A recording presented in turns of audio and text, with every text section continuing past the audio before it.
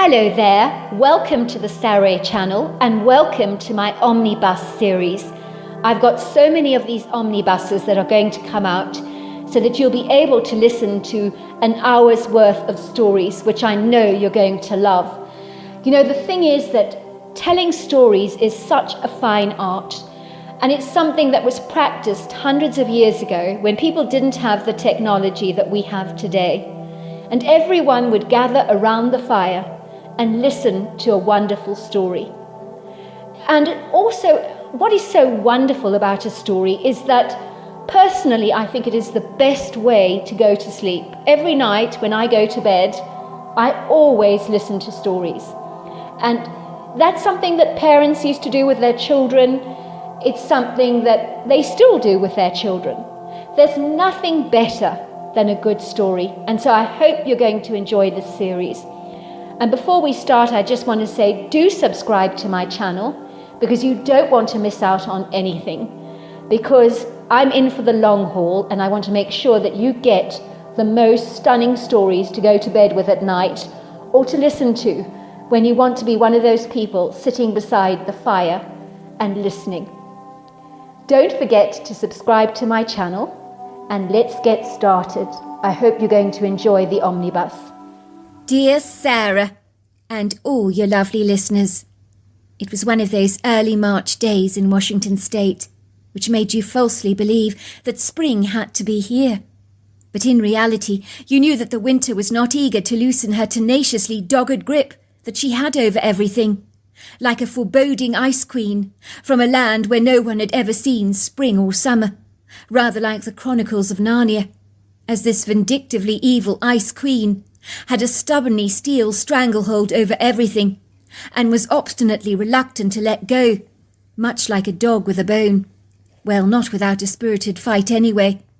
But in the last few days, Morgan had noticed some blissful fleeting moments when a warm sunshine would spill magnanimously through a grey, uncongenial sky, eagerly melting some of that stout-hearted snow away, and triumphantly beating back some of those icy cold winter chills. Slowly but surely, it seemed that the persevering winter was hanging on to the very fine threads of borrowed time, and would soon become a diminished, defeated foe, as the audacious determination of spring eventually got the upper hand, as bronze boughs became filled with bright green leaves, and the grass was plundered with the first sign of yellow daffodils, peeking their bright heads through the earthen soil. Morgan Ramsay was very glad about this. As for him, winter was not only about a chilly season, where the cold nipped right through to your bones, but it represented an implacable memory that would turn his heart as cold as ice. He remembers that inauspicious bleak winter evening, as well as if it happened only yesterday, even though a year had gone by now. How he wished he could erase that progressively unrelenting recall, like the white chalk off a teacher's blackboard, but some memories stick hard as old chewing gum underneath a school desk that has hardened over the years and is impossible to remove. Morgan had managed not to think about that evening for a long while, but for some peculiar reason, the memory unrolled itself in his head, as if he was seeing snapshots from one of the old projectors his father used to own. Morgan had eagerly, with an enthusiastic ebullience like a young child, hurried home to his apartment in Seattle to observe an appalling sight that you just can't unsee. He knew he was not the first, nor would he be the last to have encountered something that ripped you to the core like this. But let's just say, when it happens to you personally, it's another story. It rudely intrudes with your self-esteem, and punches a huge hole in your heart that no amount of polyfiller will ever be able to fill up. As he reflects on the painful memory, he squeezes his eyes as tightly as he can, as if the act of closing his eyes will somehow block out the jarring, infelicious recollection of that dreadful moment he would so much rather forget. But some memories stubbornly refuse to burn, like damp logs that simply won't catch on fire. Morgan had believed he was hopelessly in love at the time. He thought he'd met the woman of his dreams, who he'd spend the rest of his life with, the mother of his children, the one who he would one day grow old with. When he met Emma Radcliffe, he'd been absolutely certain she was the one for him. There was not a fleeting doubt in his mind about that, and he hadn't hesitated to pop the question, as when you know, you know. They were soon to be married in the fall of the following year. Glamorous, opulent invitations had been sent out. The prestigious, grandiose venue had been booked, and even his parents had congratulated him profusely, and compliments from them did not come lightly. "You've indeed found yourself a good woman. She's quite the charmer," said his father. "I mean, she's a very pretty girl, and that's a good start, of course, but looks are fleeting. She's funny, a good personality. That's what matters at the end of the day." It seemed that they'd got Emma Radcliffe all wrong, except for Morgan's discerning, wise grandmother, whom he'd sensed did not approve of Emma at the get-go. It would seem Emma Radcliffe might have been able to skillfully pull the wool over everybody else's eyes, guilefully outwitting his family and friends. But the perspicacious Mrs. Betty Phillips, Morgan's grandmother, was not easily duped or hoodwinked by anyone she met. Morgan had never been happier as when he and Emma became engaged. So why had he not seen this coming? Why were there no subtle signs that he'd picked up in his fiancée's body language that might have revealed to him that she was not on the same page as he was? Morgan had been on a 3-day work conference in New York and returned home to Seattle a day early, with a huge bouquet of mixed roses in his hands, along with a large bottle of French champagne for his fiancée. It was snowing in Seattle. The pavements were swathed in glistening carpets of white, while the bronze boughs of the trees were weighted down with white crystals. The whole area looked like a magical winter wonderland, with the bright effulgent lights of the city only enhancing the dramatic look of the shimmering white snow. Morgan pulls out the iron key for the apartment from his pocket of his warm woolen jacket.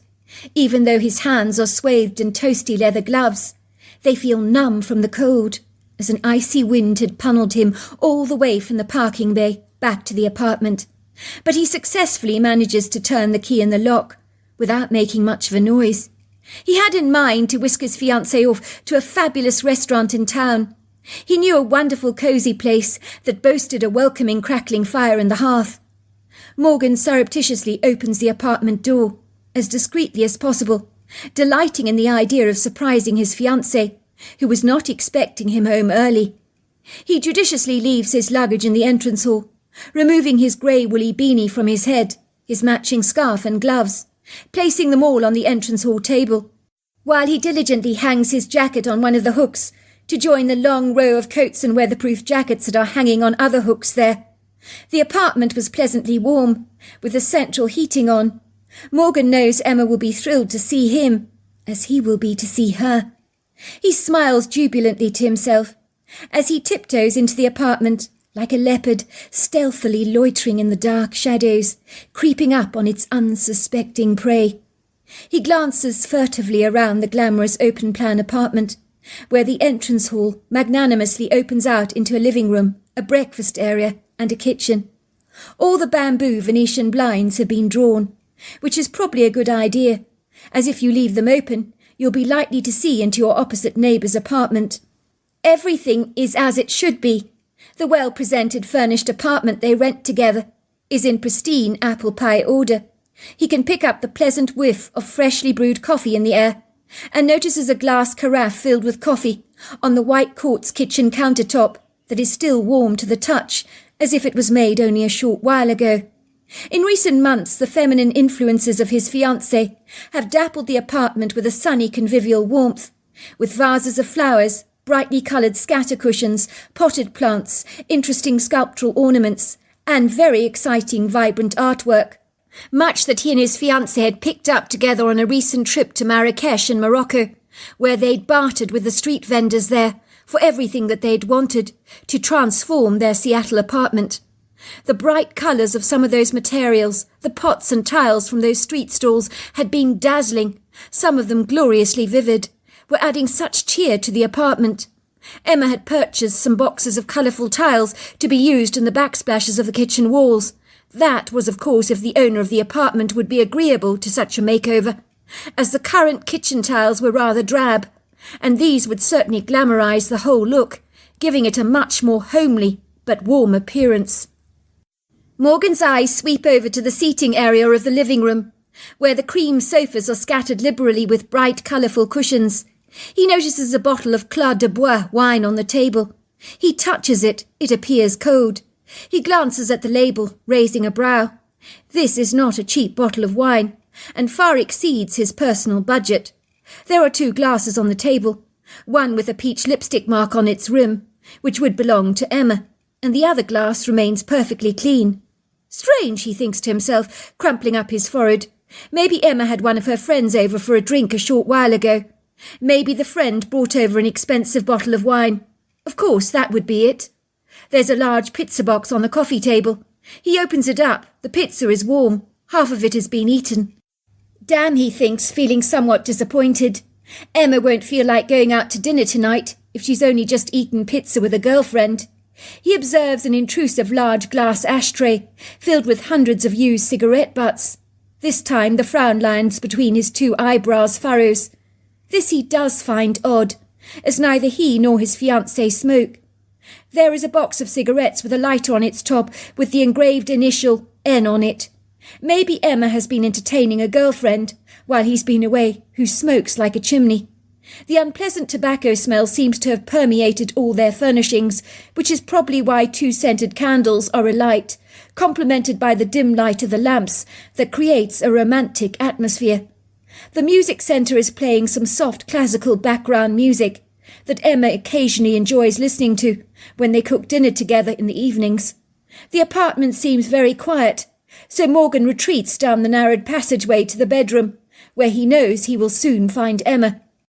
He cannot wait to see her. It's been 2 days, but he's really missed her a lot. He can hear muttering voices in the bedroom and assumes the television set is on.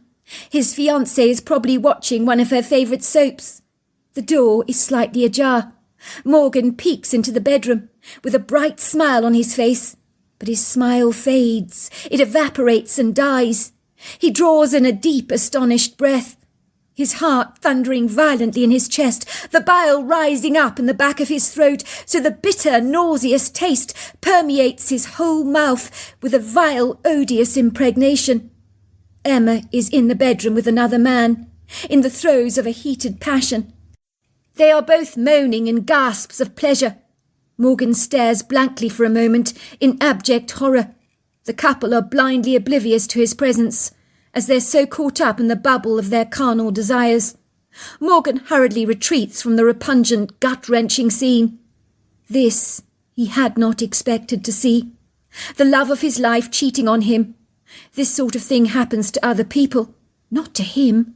Morgan feels like an intruder in his own apartment, as if he has invaded somebody else's private space. With the furtive slyness of a fox, he clandestinely replaces his beanie, scarf and glove, while throwing on his warm winter jacket. He sub-rosa gathers his briefcase, the bouquet of roses, the champagne, and the small overnight suitcase on wheels, and then he closes the front door behind him, hurrying off to his truck that is parked in the large apartment bay downstairs, where there are no select parking spots for anyone. You can pretty much park wherever you like. His eyes briefly browse the cars in the bay, to see if any cars stand out from the regular ones he usually sees. A silver BMW he doesn't recognise is parked next to his fiancée's car. He wonders if the BMW belongs to the mysterious stranger that's currently occupying his bedroom with his fiancée. I mean, how could she betray him like this? Did she really have so little respect for him? Morgan's emotions teeter from anger to fury, to hurt, sorrow, regret, and a disappointment so incredibly bitter it would easily outrival the blistering cold conditions outside. Morgan climbs into his car and steadily drives onwards into the unwelcome arms of a bitterly cold winter evening. The snow is falling down in large flakes like white confetti. It looks beguilingly pretty. Luckily he has a full tank of petrol on him, so he won't need to stop at a petrol pump any time soon. He decides to drive to his grandmother's farmhouse. His grandmother lives a hair's breadth away from the Okanagan State Forest in Wenatchee. The forest itself stretches from the north to the south, from the Canadian border to the Goats Rock Wilderness. A large, diverse landscape, usually dominated by subalpine firs, Engelmann spruces, logpole pines, quaking aspen trees, ponderosas and Douglas firs, that easily encompass over 308 million acres along the eastern slopes of the Cascade Range. Let's just say in recent years, after his grandfather's fortuitous death, when he died of a cardiac arrest over 7 years ago, his grandmother had sold most of the apple orchards on their property to the neighbouring farm, but she still lived in the old original double-storey farmhouse, on a sizable plot of land, but it was a lot more manageable, with exquisite mountainous views. Betty Phillips, his grandmother, was staunchly independent, rigidly set in her ways, and would claim it would be over her dead body that she'd ever end up in a nursing home. Mrs. Phillips was in her late 80s and was as fit as a fiddle and as strong as an ox. She looked remarkably good for her age, although her porcelain skin was very delicate, with a plethora of fine lines around her eyes that only seemed to accentuate their cornflower blue colour. Her thick straight white hair was done in a flattering pixie haircut, which was often colourfully enhanced with pink highlights that was really rather flattering on the elderly woman. She had never been to a doctor a day in her life. She'd never even had a mammogram or a flu vaccine, and she wasn't going to change the habits of a lifetime. She had the firm belief that when it was your time to go, it was your time, and interfering medicines would only serve to postpone the inevitable. She wanted to ensure that when she died, it would be as natural as an alpine flower in the field, and she believed death was absolutely not the end, so it held for her no fear whatsoever. Morgan had always confided in his grandmother, never in his parents, nor his brother Paul. They had never understood him like his grandmother did. For some reason, ever since he was small, Morgan and his grandmother had an extra special bond, a camaraderie, a natural fellowship and rapport. They'd always been incredibly close, with a deep kindred connection. Right now he needed her reassurance more than ever. He felt like a vulnerable boy again, who'd fallen on the ground and grazed his knee rather badly. Only his grandmother could put it right, and kiss it better for him. On reflection, it had been his grandmother whom had not been enthusiastic about his relationship with Emma. Morgan wondered if she'd seen something in Emma that everybody else had so obviously missed. He knew his grandmother was a dab hand with the tarot. She had played the tarot since she was knee-high to a grasshopper. Many people came to her for a reading, and were absolutely stunned by her accuracy. Morgan wondered if she'd seen the downfall of his relationship with Emma in the cards. He suspected that his grandmother would have asked the cards all about her. That would be the natural thing for her to do. When Morgan had invited his grandmother to their apartment in Seattle for dinner, to celebrate their engagement and to meet Emma, he remembered his grandmother looked at her as if staring at her through a transparent glass pane, like an open book she was reading, whereupon she could decipher all the chapters. There had been an ambiguous, faraway, troubled look in her eyes. Morgan could almost describe it as a knowing, as if his grandmother was scanning their future through a telescope. Morgan was certain that his grandmother had not warmed to his fiancé. It bothered him greatly, more than he cared to admit at the time. Nobody likes it when a member of their family does not like the other half that they intend to marry. Ostensibly, Morgan valued his grandmother's approval of his relationship with Emma. It certainly mattered to him, over and above anybody else's opinion, as his grandmother was judiciously discerning. At the dinner table that evening, Emma had laid on the charm as thickly as excess butter being smothered over a bagel.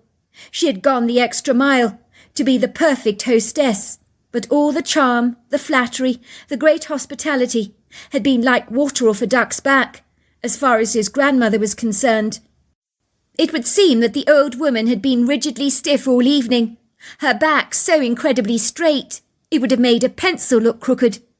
Throughout the dinner, in between delicious mouthfuls of food that his grandmother probably never tasted, she had clandestinely studied Emma through a silvery gaze that had made his fiancé very uncomfortable indeed, and when she'd got up to leave, she'd almost growled at Emma.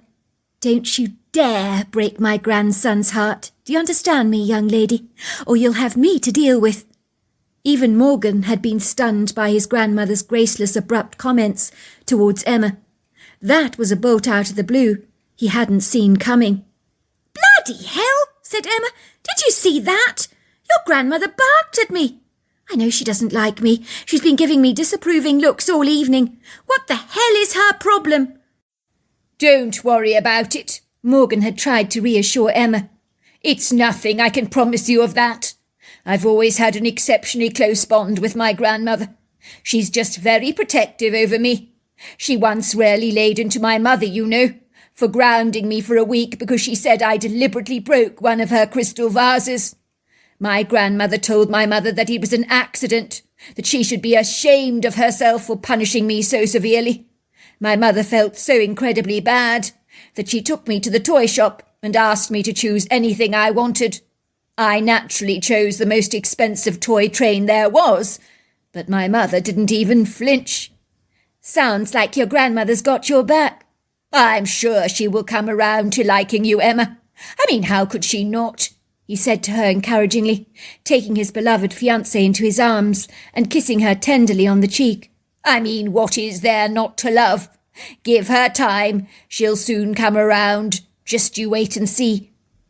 Emma had pulled a contemptuous face. "I don't like her. I don't want her coming around to dinner ever again or to this flat. I mean, I treated her like a queen tonight, and she was so indifferent to me. Hostile, even. She kept looking at me with these judgmental eyes, as if she didn't like me at all, for no reason." Morgan reflects over this, as his truck cautiously rolls forward on its heavy rubber tyres, past prepossessing indistinguishable landmarks and countryside that he cannot see clearly, as it's dappled by a faint scattering of moonlight that is so elusively sheer that all the natural snow-covered vegetation, the hilly embankments, the meadows, the sprawling thickets of trees are deeply lost in the murky shadows, camouflaged by the tenebrous coat that the night is wearing. It would seem secrets are hidden in its deep pockets, buried beneath heavy lining, where nighttime predators become blurred, indiscernible, where the trees, the moon and the stars are the silent witnesses of the mysteries that unfold under the inconspicuous mantle of darkness that so few may ever know about. Finally, Morgan turns off the main road, a long ribbon of grey asphalt lined with snow that has been well travelled by many passing trucks, to the more treacherous, rugged, uneven road, thickly covered in placid, unagitated snow, where no cars have recently frequented, that audaciously invite Morgan's four-wheeler to judder and shake precariously, almost as if he's taken a rather challenging ride at the fairground. The light from his headlights washes the road in a bright illumination, the reflectant light bouncing off onto the sides, enabling Morgan to see the familiar landmarks he knows so well. He passes the vast orchard of apple trees, draped in white snow, once owned by his grandmother, that had been sold off to the neighbouring farmer. They had been fenced off with post and rail fencing. Finally he takes a left-hand turning towards his grandmother's property. The hard-wood 5-bar gate had been left wide open, with its bold sign which reads Scarborough Fair Orchards, and his truck wobbles down the long driveway. He glances briefly at the time. The dashboard clock registers 8:30. It's not too late. His grandmother should still be up and about, bustling busily around the kitchen, or watching something entertaining on the box. Morgan feels the familiar thrill of excitement that he felt as a young boy, as he observes his grandmother's farmhouse coming into view, like an old, welcome friend he hasn't seen in a long while. And within its whitewashed walls are buried many wistful, nostalgic memories of the fun times he'd spent here with his grandparents. There had been a plethora of laughter tumbling around the home, happy times where he'd spent Thanksgivings, Christmases, Easters, birthdays, and good old family Sunday lunches here. It would always be good to see his beloved grandmother, especially now, he thought. The charming farmhouse with its slightly crooked chimney is washed in a soft shower of pearly moonlight that subdues the velvety darkness, making the house appear warmingly inviting. There are a couple of lights on downstairs, and one in the upstairs window, where his grandmother sleeps. He notices a twitch of the curtain in the downstairs living room area, and then moments later he hears the front door unbolting. His grandmother is standing outside, waiting for him, with a big warm smile on her wizened face, almost as if his impromptu visit is not altogether unexpected. She's wearing a warm pair of brown trousers, a camel woolen knitted sweater with a very floppy open neckline, along with a pair of rather zooty warm leather boots. Morgan climbs out of his truck reluctantly, slamming the door behind him, and then eagerly runs towards his grandmother. It's like he can't get to her fast enough. He gives the slight woman a big hug. He doesn't want to let go, not ever. "This is a lovely surprise, Morgan," his grandmother chuckles. "It's wonderful, wonderful to see you. Come on in. It's freezing out there. Take your coat off, for goodness sake. Hang it up over there on that hook, and take off your boots. They're caked in snow. Leave them on the shoe rack over there." "Let me have a good look at you, Morgan," says his grandmother, looking into his misty green eyes. She brushes his hair away from his face. Oh dear, look at you. You're a sorry sight. I know that look, Morgan, only too well, from when you were a little boy. You can't fool your old grandmother. I can see you're terribly upset. You don't have to put on a brave face, not for me. I'm your grandmother, for goodness sake. Let it out. If you need to cry, I want you to cry. I always believed that men should not be afraid to do so. There's nothing to be ashamed of in having a good old cry. Come on in, she says, before you catch your death of cold. It's been freezing out here. The winter hasn't exactly been kind on my old bones. Let me make you a cup of sweet tea. Everything is better after a sweet cup of tea, I promise, with a dash of brandy in it. My mother used to give that to me when I was a little girl, and it made things so much better. It really did. The kitchen is wonderfully warm with the wood-burning stove on, so you'll be as snug as a bug in there. Morgan nods. The unshed tears remain dormant behind his eyelids. But he cannot cry. Grown men don't cry, despite what his grandmother says. But he does know. In truth, he's close to bawling his eyes out.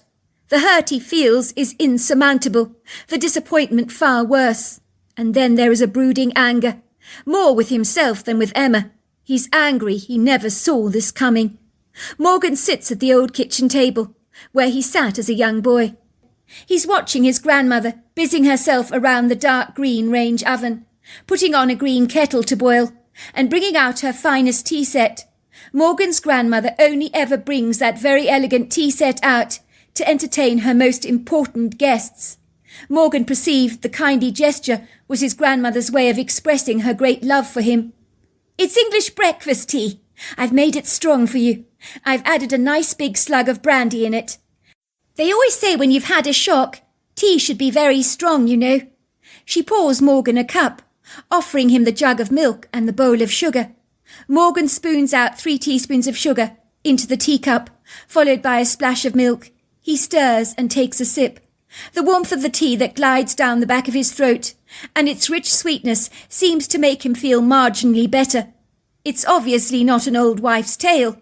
The tea helps, and the brandy burns the back of his throat, but it's not unpleasant. "What on earth has she done, Morgan?" his grandmother asks him, raising a cynical eyebrow. "I'm assuming you're upset about Emma. That's why you're here, is it not?" Morgan, like an unbridled wild horse, cannot restrain himself any longer. The words tumble out of his mouth as fast as an obstreperous water from a lively faucet. "Granny, I got home tonight, a day early from my business conference. I wanted to surprise Emma, and He stumbles on his words awkwardly. You found Emma in bed with another man. Is that what you're trying to tell me?" says his grandmother, the corners of her mouth turning down into a sizable frown. Morgan is grateful. His grandmother had completed his sentence for him. It hurt too much to say the words out loud. It made it seem more real. The words were like cement stuck at the back of his throat. "How did you know? How could you possibly know?" His grandmother shrugs. "My first impressions of her, I'm afraid, Morgan. They weren't very good. The tarot cards only confirmed what I already knew. It didn't look very good. I so hoped I was wrong, but I could see this coming. I sensed it." "So you did a reading on Emma? Why am I not surprised? What did you pick up about her, Granny? I need to know. It may make me understand why she did this to me. Have I done something objectionable? Doesn't she love me any more? I mean, why would she do this to me?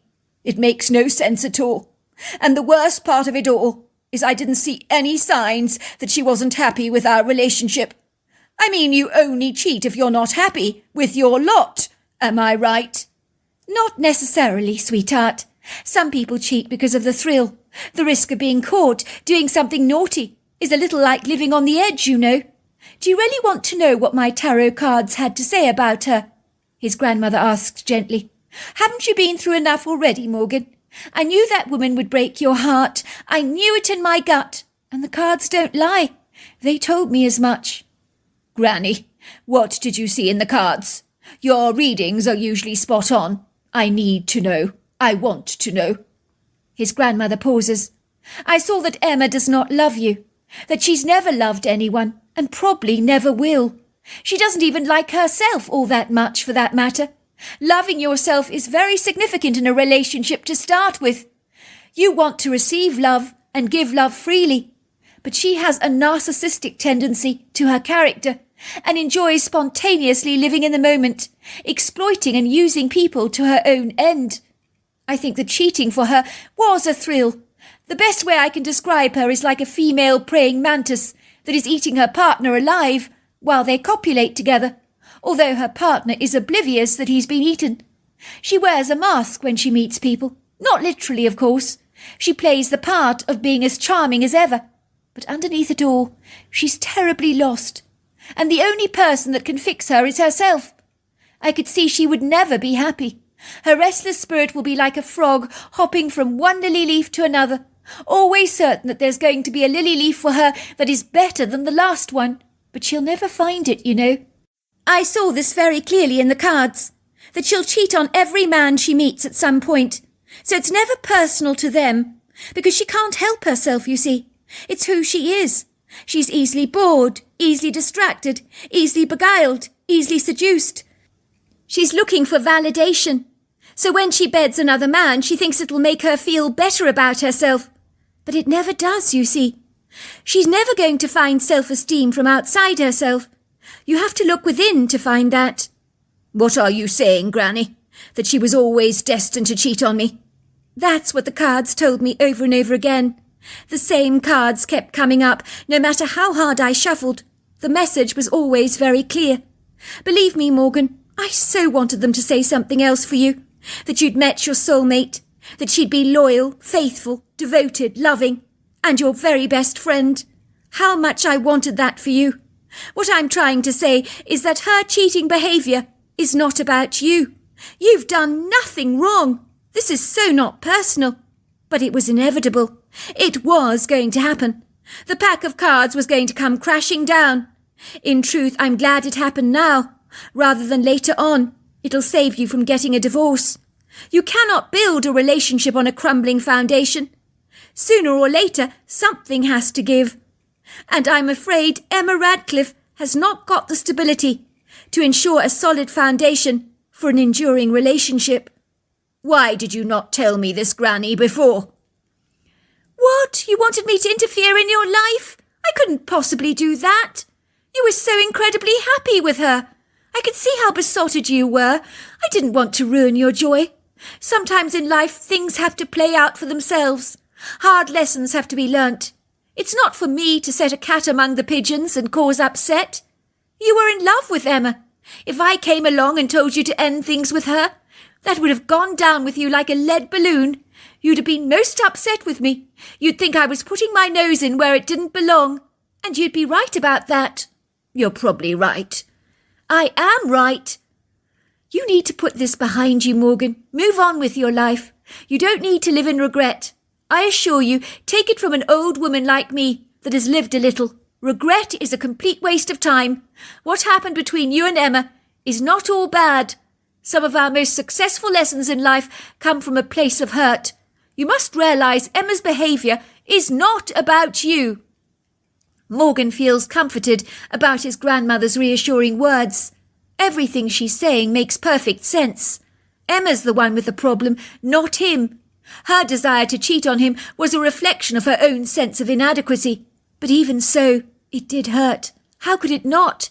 He had invested so much in their relationship, and now it was all over. Granny, Emma doesn't know I know about her cheating on me. Betty raises an eyebrow. But I don't understand.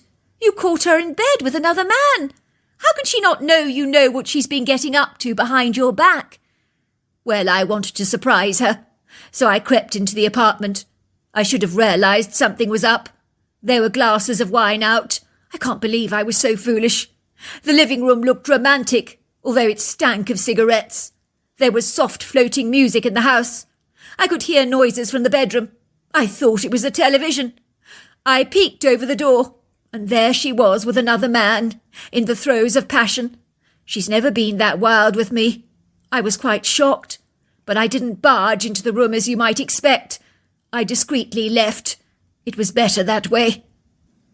So Emma has no idea that you know she's cheated on you.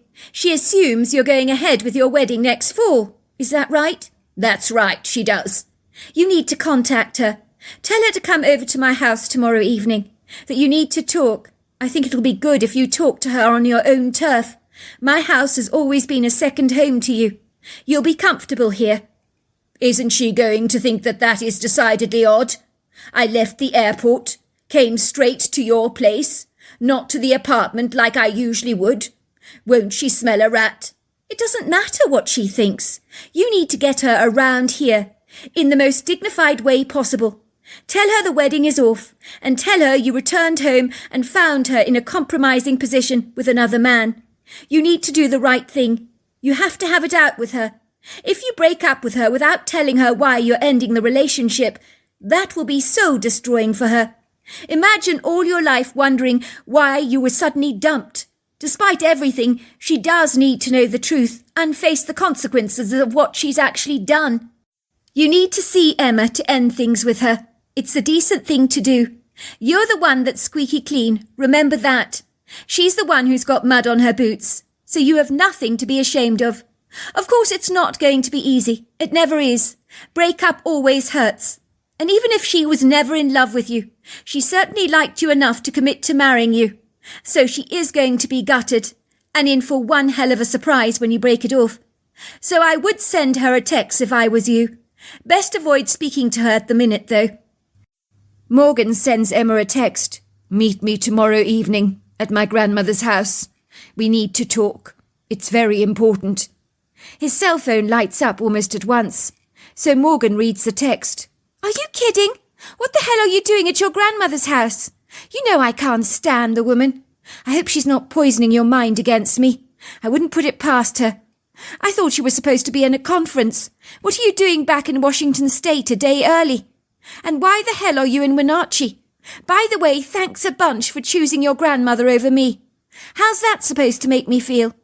In case you've forgotten, I'm your fiancé. So glad you've got your priorities right. Got back earlier than I expected. It's not personal, Morgan responds. I decided to visit my grandmother. Haven't seen her in an age. I'm staying here for a few days. I need a break. And I love the countryside here besides. We need to talk. That's why I want you to come here. What the hell do we need to talk about? That sounds ominous. I hope it's nothing bad. All right, I'll be there tomorrow evening, and this better be good. It's freezing weather. The roads are treacherous out there, so I can't be long. Hopefully you'll come back with me to our apartment. It's lonely without you here. I've missed you, but I'm still miffed that you chose to visit your grandmother over coming home to me.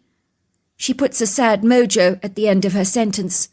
The following morning, Morgan climbs out of his bed with a spirited enthusiasm, feeling in surprisingly good form for someone whose current life is in a precariously gloomy state, easily resembling a demolition site, a tumble of broken bricks and white dust scattered everywhere in a heaped jumble of emotional chaos, along with a plethora of shattered dreams and plans that have gone awry, like the torn pieces of a newspaper that have been blown away by a feisty wind and have drowned in the water of a nearby stream, so that all those dates, times and venues carry no weight of credibility, for they will never, ever be fulfilled.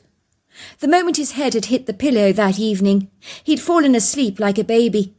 When he awoke up on this chilly winter's morning, with the nippy air biting his skin, it had made him feel strangely alive, invigorated rather energised. Indeed, it was almost impossible to bask in a lugubrious melancholia when he was in the warm, loving arms and tender, dewy-eyed embrace of his grandmother's house, where he'd played so happily as a young boy with his brother. Morgan reluctantly pulls back the curtains from the bedroom window, glancing out wistfully at the winter wonderland stretched out magnanimously before him, like the dreamy cover of a Swiss box of chocolates. The sprawling meadow is swathed in a glistening carpet of white snow, while the tall, leggy log-pole pines are clustered together like old friends against the undulating hilly outcrops, like imposing Christmas trees that celebrate their majesty with branches gracefully bedecked with the ornamental embellishments of opaque glass crystals and beautifying white tinsel.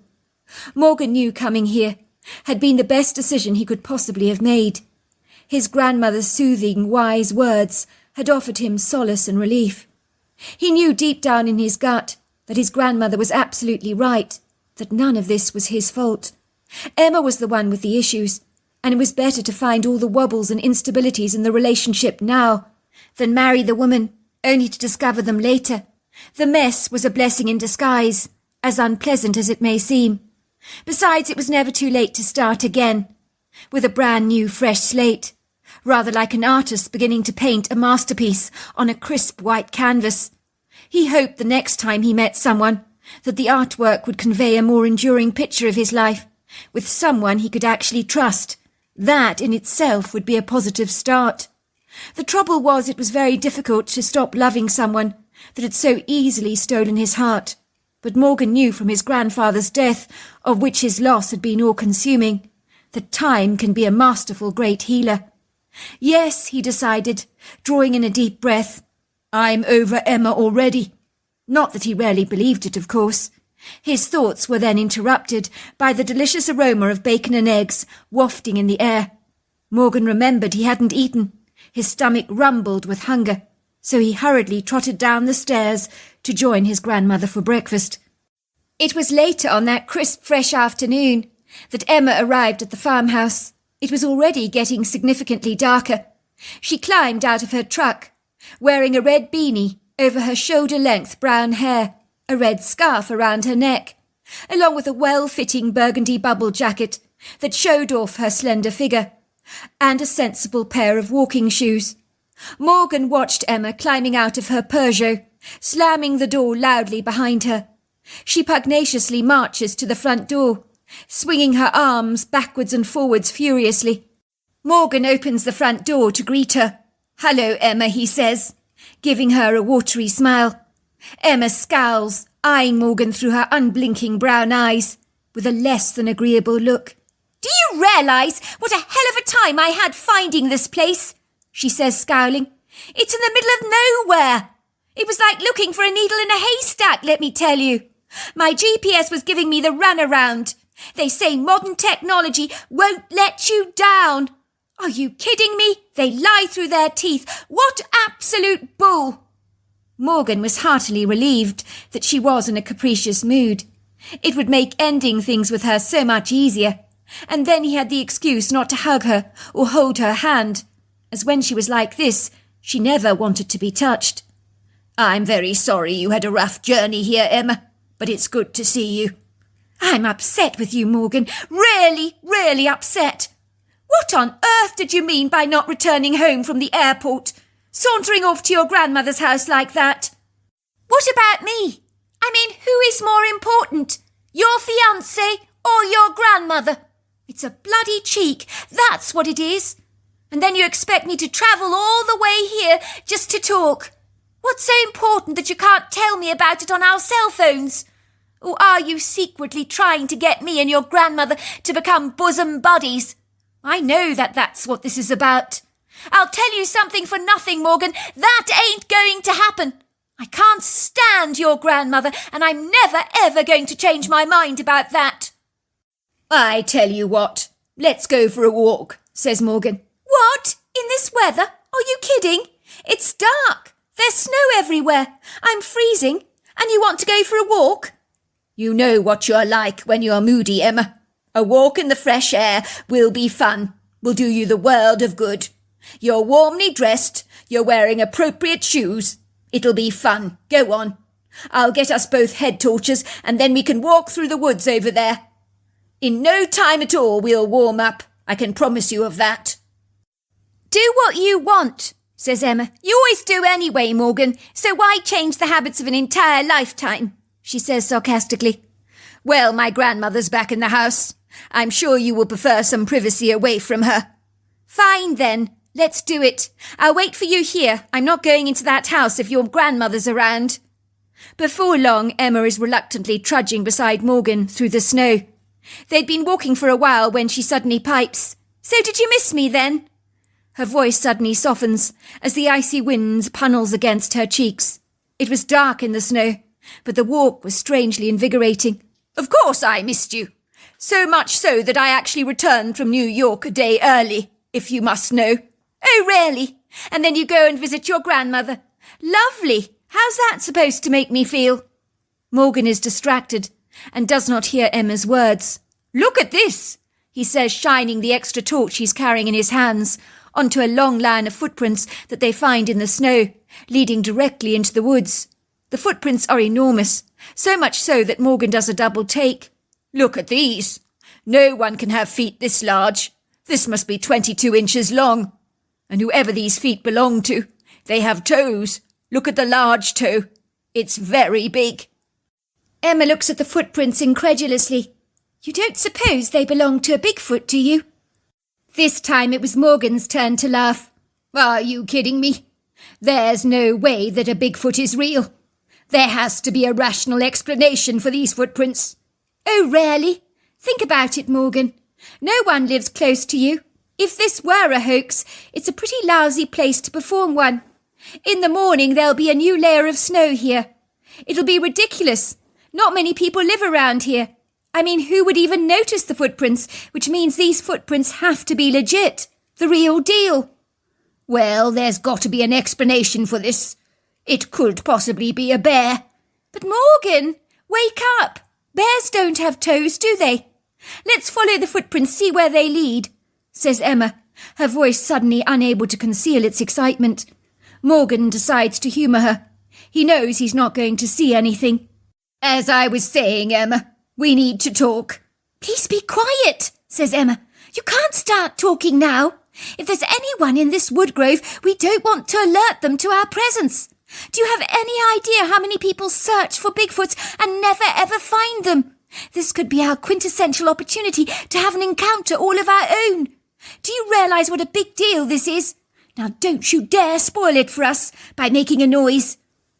Morgan and Emma creep surreptitiously through the wood grove, although try as they might to keep their presence hushed and devoid of any sound, it is exceedingly difficult, as the snow pressing beneath their anchored rubber soles seems determined to make that annoying crunching, scraping and grating sound, which would easily alert a Bigfoot to their presence.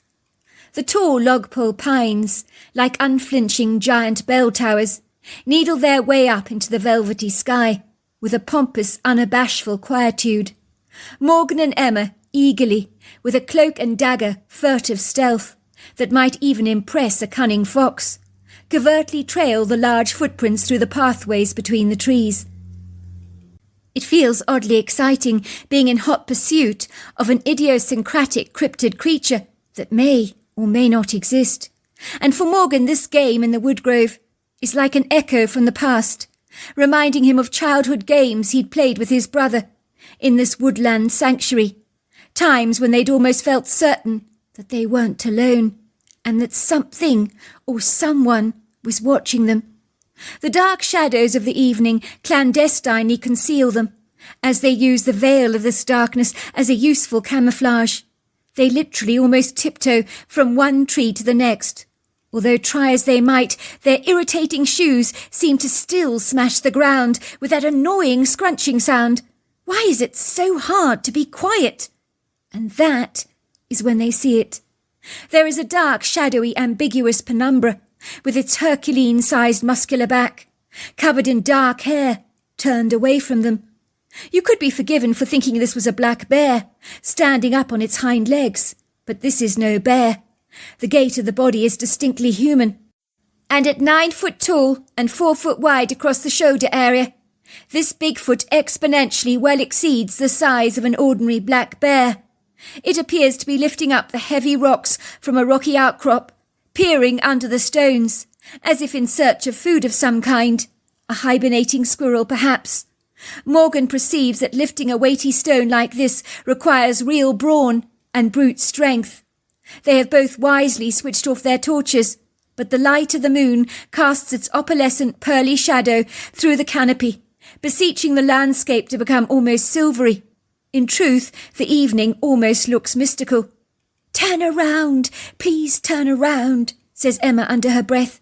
"Why won't the creature turn around? Turn around!" Emma loses her patience, rudely interrupting the Bigfoot.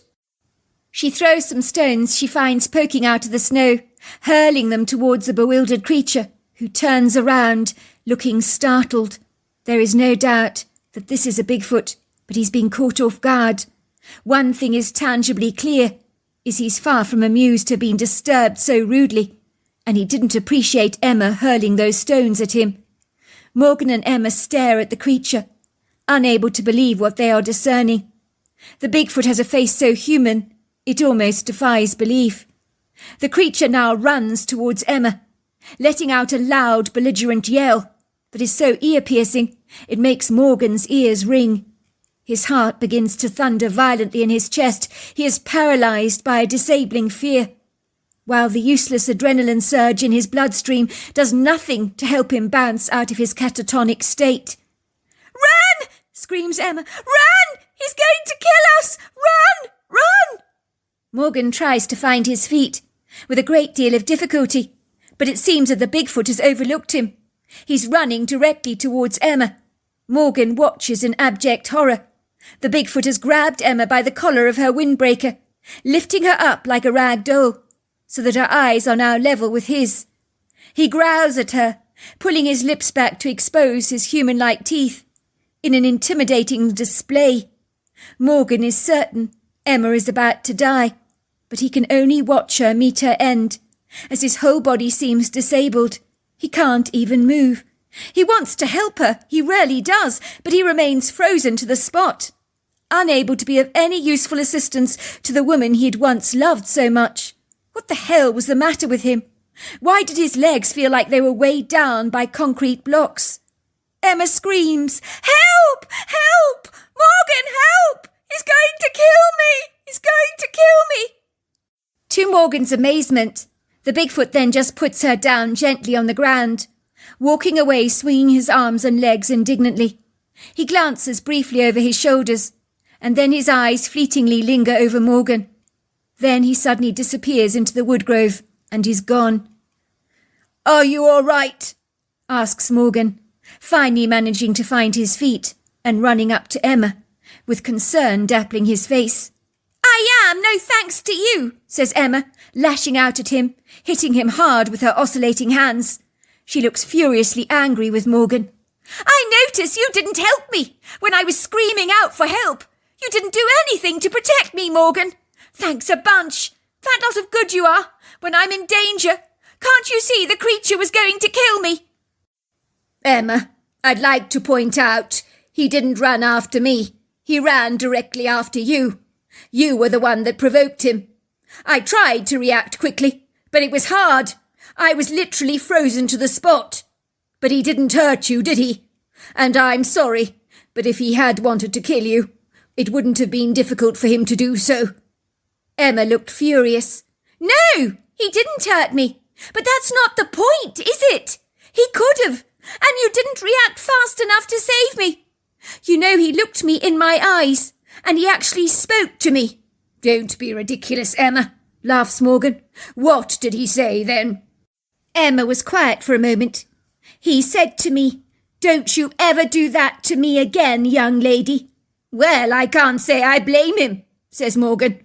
"You were throwing stones at him. He had a right to react like that. I'd be mad as hell if someone threw stones at me. You can do a great deal of damage that way." "Bloody hell! Whose side are you on? Mine or the Bigfoot's? I seem to keep needing to remind you that I am actually your fiancé." I'm not on your side, Emma. Not anymore. As you are clearly not on mine. What the hell are you talking about? She says indignantly. Of course I'm on your side. I've always been on your side. I'm talking about the stranger you were entertaining in our bed last night. I arrived home at the apartment to find you having quite a cosy little party while I was away with a male stranger. The blood drains from Emma's face. Her skin grows whiter than snow. Her mouth drops open. I'm sorry, Morgan.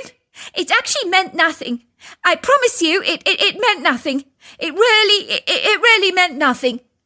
You think entertaining another man in our bed when we're engaged to be married means nothing. It means a great deal to me, Emma, I'm afraid. I'm sorry, Morgan. I felt lonely. You weren't there. Oh, so every time you feel lonely or bored, when my back is turned, you're going to be entertaining men in our bed. No, thank you very much. I don't want this from a wife of mine. I expect loyalty. I don't think that is too much to ask. Please, Morgan, don't be like that. It's you I love. It was just a mistake. It won't ever happen again. I promise you of that. You're right about that, Emma. It won't ever happen again.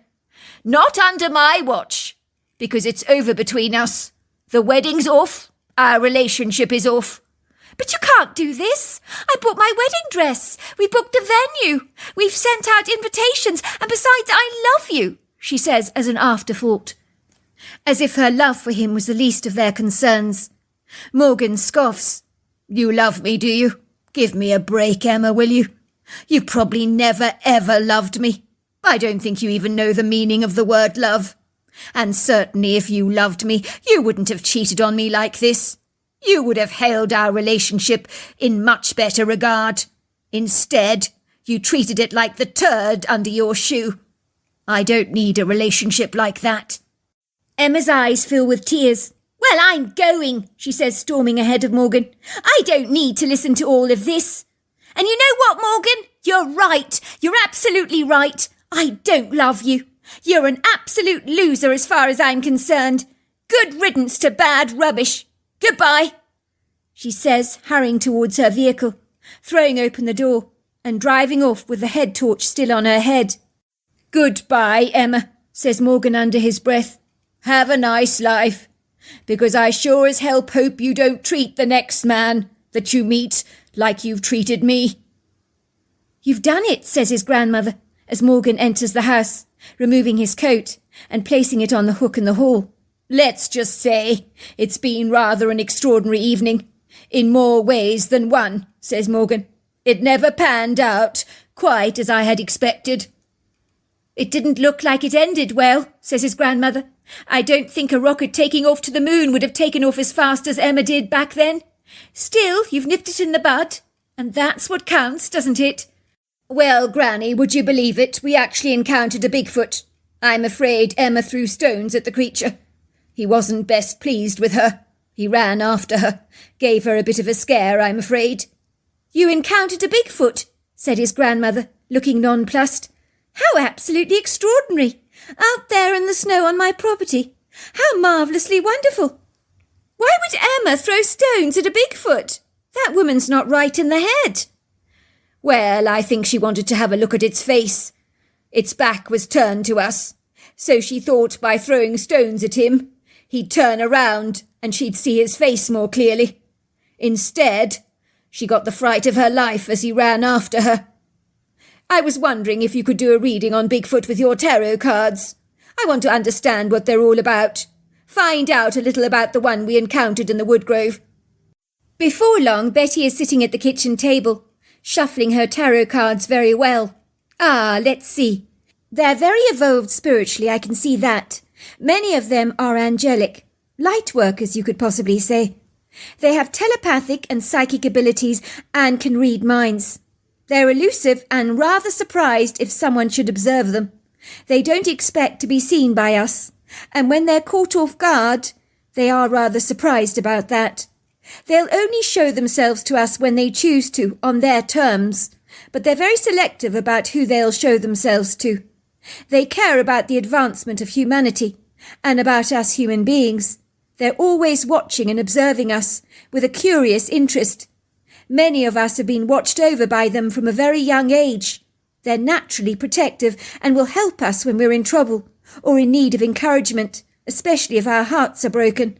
That is when you're most likely to encounter one. As I say, they can read your energy. They often see what's going on in our lives and can speak to us in our dreams, in our heads, or even directly. They want to help us to thrive. Sometimes they'll warn us when they reckon that we're in danger.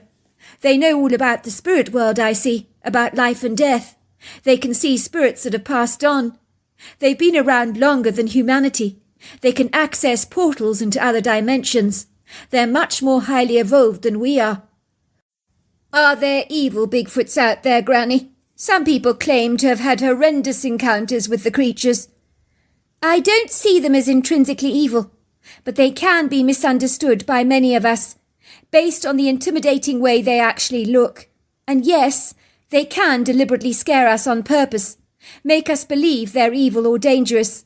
If we do something to upset them, or our motives are not good, or we want to shoot at them or hurt them, they might become enraged. And as is the case with humans, you might get a belligerent Bigfoot. But evil, no, I don't see them as very evil. But they won't hesitate to kill a human being that they believe is intrinsically bad. For them it would be like casting out a bad apple that needs to be discarded. In that regard, they believe killing is cleansing, as it's for the greater good of humanity. They consider themselves the gatekeepers of the forest, watching over the trees, the indigenous landscape and wildlife. I think there are a few Bigfoots that don't like humans at all, as they've been harmed or hurt by us, and that can make them become aggressive and lash out at us. But like humans, you have good and bad Bigfoots, but then again, that stands to reason, does it not? And what about the Bigfoot I encountered tonight? Well, that Bigfoot has been around these parts all our lives. Fancy that, she says, looking up at Morgan excitedly. I think he's been watching over us all our lives. He knew your grandfather, he knew me, and he knows you. Indeed, he feels an attachment towards us all, even though we haven't ever seen him. This evening he was caught off guard. He didn't know you were watching him. I think Emma surprising him like that infuriated him, especially when she threw stones at him. You know, Gran, when I was playing in those woods as a young boy, I always sensed we were being watched by something. Well, there you are then. I guess he was watching over you. 1 year later, Morgan didn't know how long it had been since he and Emma had ended their relationship. He had not seen her since they'd broken up, as he'd picked up all his stuff from their apartment when she was out. It was better that way. He had decided she could keep all the stuff they bought together. He didn't want any of it, reminding him of better times when he thought he was in love. The wedding had been cancelled, and far from feeling the brokenness Morgan thought would have consumed him, he felt a relief, rather like a plane you narrowly miss boarding, that suddenly crashes over the Atlantic, killing everybody on board. You think to yourself, thank God I wasn't on that plane. Morgan knew if he'd married Emma that the wedding was a plane smash waiting to happen. In hindsight, he was able to look back and reflect over their relationship, concluding that his fiancée had never been as committed as he had first perceived she was. It would seem his grandmother was absolutely right, and he'd learnt a lot from this experience. He was a better man as a result. He knew in the future he'd be much more savvy and discerning in relationships that he embarked upon. Of course, he was still hurt about what had transpired. He hated the memories of that inauspicious night, when he was to discover Emma's treachery. It had come back into his mind right now, this morning. So he rose up from his bed somewhat peeved that his mind had been tormented by that memory of Emma Radcliffe. Why the hell had she come into his mind this morning? It was early March. Morgan had been living in his grandmother's house for the past year, working from home and occasionally commuting into Seattle. He found that living out here in the countryside had brought about the healing he needed. On this chilly morning he braced himself with a cold shower. It was something he did every morning, having heard that a cold shower would boost his immunity, and for Morgan it had worked like a charm. He couldn't remember the last time he'd ever had a cold, and his grandmother in her advancing age followed the same stringent protocol and was still incredibly healthy, and as sharp as a hawk. "Well, it looks like spring is on its way," said his grandmother cheerfully, handing him a plate of bacon and eggs to eat, and a nice cup of tea. Morgan had never been a tea drinker, but since he'd moved in with his grandmother, he'd grown rather fond of the warm beverage, and could not remember the last time he'd actually drunk a cup of coffee. In Seattle he'd lived on coffee, to re-energise his flagging energy levels, but he found he didn't need it out here, as he always woke up in a congenial, upbeat mood, ready to face the day. "The weather looks amazing," said Morgan. "I think I'm going to take an ATV in the Woodgrove if you don't mind." "Be my guest," said his grandmother cheerfully. "Your grandfather loved riding that ATV in the Woodgrove. I'm going to get on with my patchwork quilt if you don't mind. You make sure you have fun out there, will you?" Morgan felt invigorated as he walked out of the farmhouse. He was wearing a puffer jacket, as the weather was still cold. But there was a tinkling of spring harnessing herself on the environment, whispering through the trees, reminding anyone who would listen she was on her way, and was finally browbeating winter into submission. The telltale signs of green could be seen creeping through the bronzed earth, where the occasional deciduous tree appeared to be sprouting verdant shoots, while the logpole pines with a haughty pride were showing off their abundant needled foliage that was viridescent in its resplendence, and early daffodils were cheekily springing through the ground, showing off their bright yellow petals. Morgan rode his ATV aggressively through the woodgrove, his shoulders hungrily grabbing any sign of sunlight that he could snatch. It felt so good to feel a pleasant warmth nudging his cheeks. He rode down open paths between the trees, noticing the bird song was very beautiful this morning.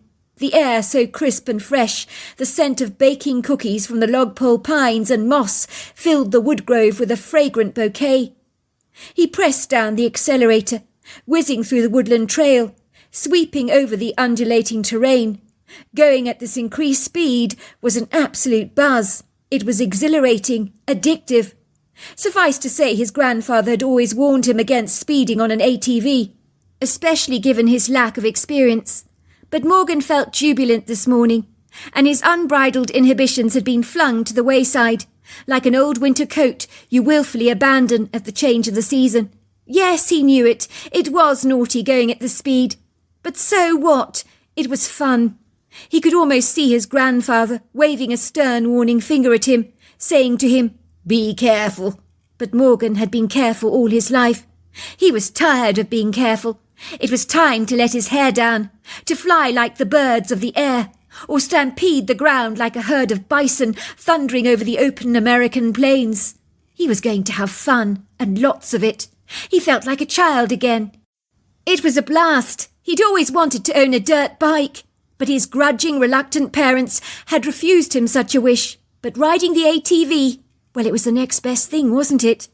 Morgan ramped up the speed, sailing through the woodgrove like a yacht navigating its course over a turbulent, tumultuous sea. He did not subdue his accelerator as his ATV began rolling down a dipped incline, and before he knew it, both the ATV and Morgan rolled down the embankment. He was lucky to have missed being flung against a tree. There were so many trees that could have obstructed his path and caused him serious damage. Morgan was lying on the earthen ground. His body was pressing against a large prickly fern that was tickling his skin. His lower leg was pinned under the weight of his ATV. The pain was excruciating, and Morgan was cursing himself for being so incredibly stupid.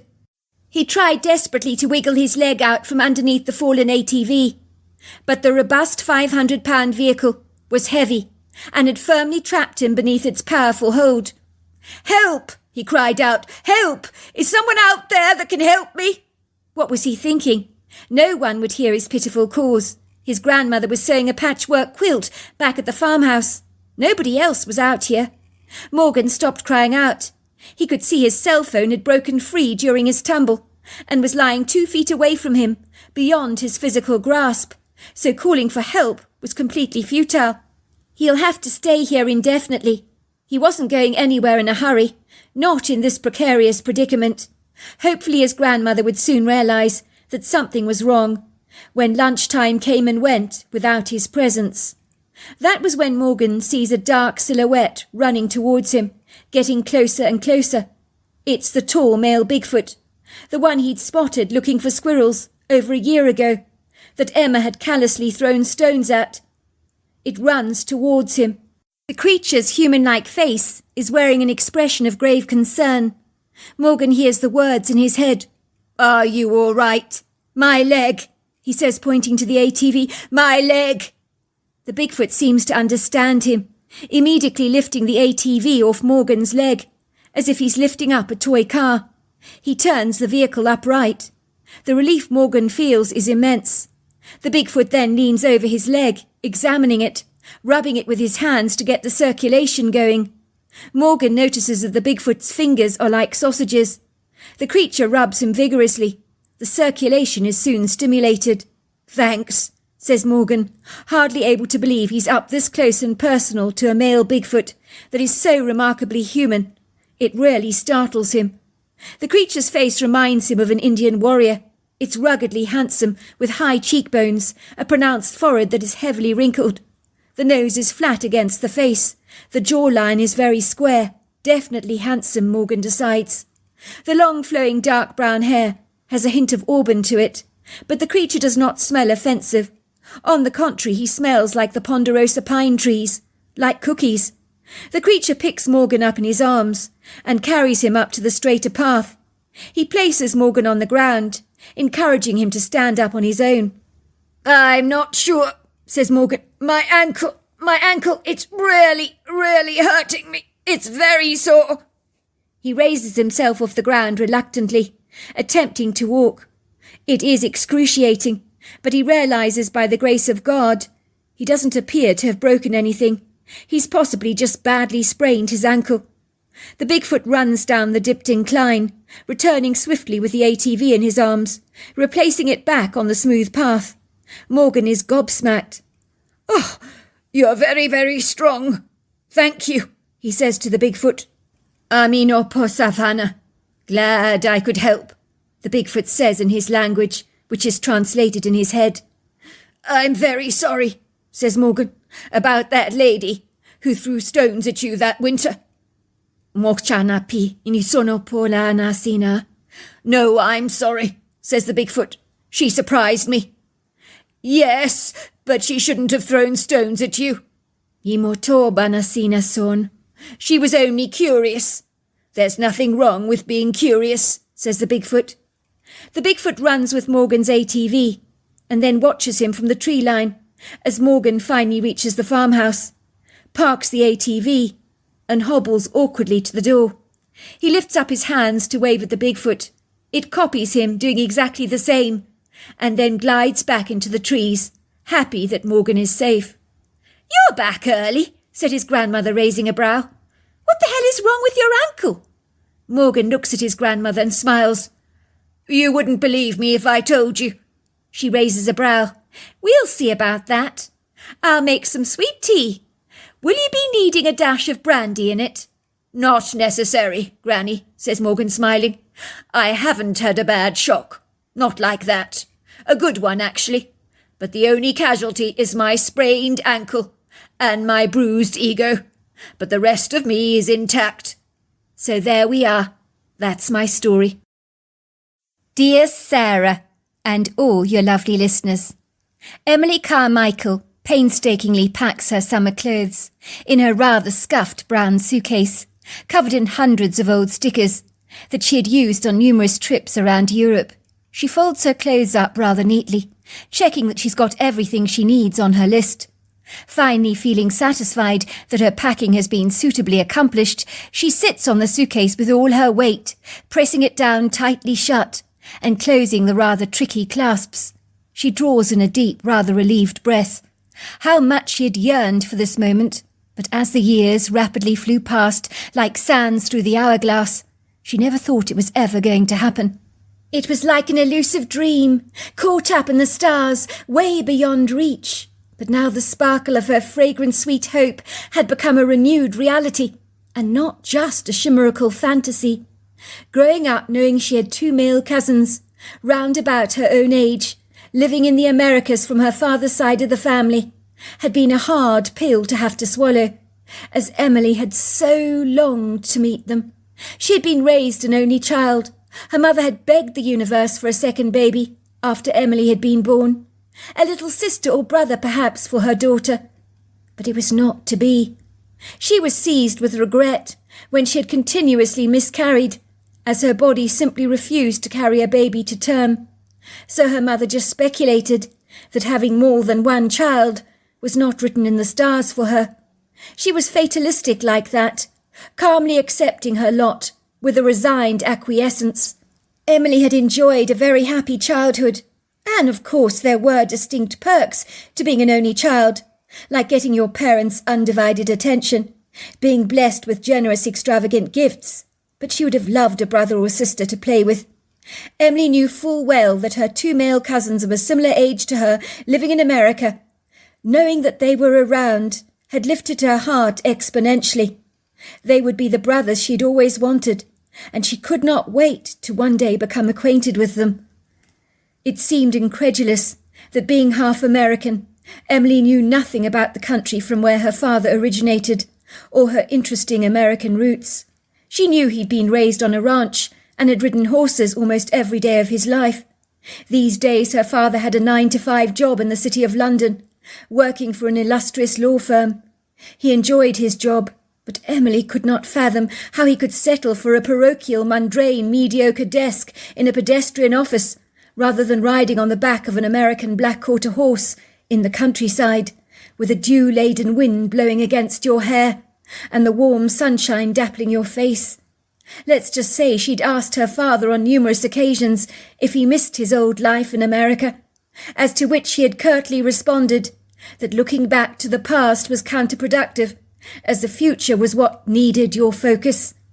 Emily found her buttoned-up father's vacillating disinclination and wavering hesitancy to talk about his childhood more than a tad annoying.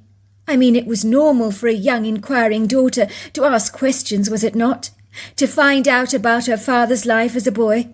But in every regard he had become like a laconic closed book, bound so tightly, with its pages stuck together with superglue, that you could never prise them open to read between the muted lines. Her father was stiffly unyielding in every regard. Emily knew as much about her father's young life in America as a car salesman might know about fixing a gas leak. Suffice to say, money had never been the issue. Her family could easily afford to buy tickets to go to America and book into a grandiose hotel for a month or 2. But whenever they'd gone on overseas trips, they'd never ever visited America, which Emily perceived was more than a little peculiar. Why on earth did her father always avoid going back to the land of his birth? It made no sense at all. "Why does Dad never talk about his old life in Colorado?" she'd ask her mother. "I don't understand why he's so tight-lipped all the time. I know nothing about the American side of our family, and Dad doesn't tell me a single thing. It's so annoying. He completely shuts down when I ask any questions, or he just barks at me." "Well, you know your father. He's a very private person, dear. He likes to keep his past to himself, doesn't he? He's not forthcoming about his life as a young boy. There's not a lot you can do about that. But I keep telling you, it's crazy. It's nonsensical. Why all this secrecy? It's insane. I mean, don't I at the very least deserve to know about my father's side of the family? I'm half American, you know, and I know nothing about my roots. Everybody knows where they come from. But I'm just clueless. Darling, your father's reluctance to talk is his choice. As I keep telling you, there's not much we can do about it." Then one day, out of the blue, her father's brother brought a plane ticket for Emily, which said, "We'd love to get to know our English cousin better, so please accept the plane ticket and come and stay with us for a month." Emily hadn't hesitated to accept the kind, fortuitous invitation, much to her father's great annoyance. Now she was going to America to stay in the very same farmhouse her father had grown up in as a young boy. Would many clandestine secrets that had been buried for so long resurface after years of lying dormant? Emily certainly hoped so. "Is it really necessary for you, sweetheart, to go to America?" her father had asked her gingerly. "Yes, Dad, it is. I'm glad my uncle has had the decency to send me a ticket, because you've never given me one. I want to get to know your side of the family better, Meet my cousins. Stay in their farmhouse where you grew up as a boy. I might learn a thing or two, something about the life that you have been so evasive about." "There's no need to be like that, Emily," her father had responded tightly, his jaw flinching. Emily had overheard her dad's cursory comments to her mother. "Why is Theo interfering in our lives? Surely he's got the message by now. I never want to speak to the man ever again. So why is he getting in touch after all these years? He never wanted to speak to me back then at my mother's funeral, only spat poison at me. But now he's all buddy-buddy. I want nothing more to do with him. I wish he would leave us alone. Why all this interest in our daughter all of a sudden?" "I imagine his children want to get to know their cousin. That's perfectly natural. Clearly something went wrong in your relationship with your family all those years ago. Isn't it time you talk about it? Deal with whatever it is. Heal the old wounds.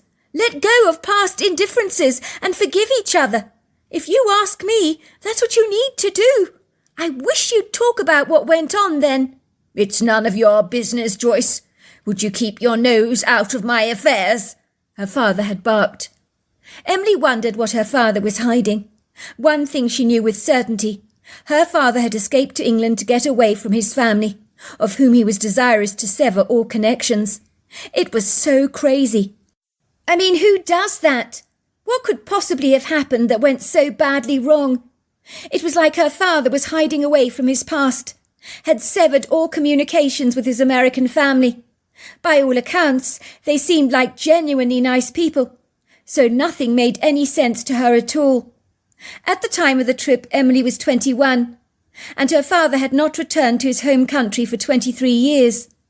After acquiring a law degree at Oxford University, it would seem his American accent had almost faded away.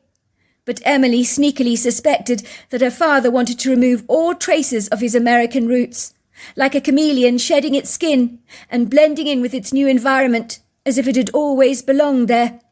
Very few people noticed her father was actually American, although sometimes there might be a distinctive twang in his voice that people might pick up, or words he used that would get people's attention, like yard for garden, sneakers for trainers, trolley for shopping cart, cookies for biscuits, sweater for jersey. It was so weird. In Emily's experience, Americans were so patriotic. So why had her father so eagerly abandoned his roots? Emily appreciated that she was half American. She was distinctly proud of that heritage. But why? Why was her father so lacking in that same loyalty that you'd naturally expect a man to have towards his country? Emily was hoping she'd soon learn all about his old life. She'd be moving into that farmhouse where he was raised as a boy in the Colorado countryside, and she'd not rest until she found out about why her father had fallen out so badly with his family. "You're not overweight, are you, darling?" her mother asks her. "I mean, have you weighed your suitcase yet? You don't want to be charged extra." "I'm not taking too much, Mum," says Emily, "so I doubt I'm going to have any problems on that score. I mean, I'm only going for a month, and it's summer, so how many clothes am I actually going to need?" "I know your father's not pleased about your going on this trip, sweetheart, but I think it's great you're going. Maybe you can fill me in about your father's secret life when you get back. Your father's never told me anything about his past. All I've concluded is that he'd had a massive fallout with his father and brother, especially at his mother's funeral. I do not know what the hell that is all about. So I hope while you're there, you can do a little bit of sleuthing for me, like Nancy Drew or Hercule Poirot, perhaps. Doesn't it bother you, Mum, that Dad is so tight-lipped about his past? I'd never marry a man if he refused to tell me about his early life. I'd feel he was clandestinely hiding something very significant from me, and I'd want to know exactly what it was. I don't believe couples should have secrets from each other." "Of course it's always bothered me," her mother confesses, fixing the loose strands of hair that have escaped her ponytail back into its golden clasp. "I think I very naively assumed after I married your father that one day he'd be forthcoming and unambiguous, ready to talk, tell me all about his young life and what had actually happened. But have you noticed your father's been like a bear with a sore head in the last few days? He's grievously upset about your going to America to stay with your uncle. There's no love lost between him and his brother. God only knows what went on there. I'd love to get to the bottom of this idiosyncratic mystery, but I'm not sure your cousins will be able to enlighten you about it. They're probably as much in the dark as you are.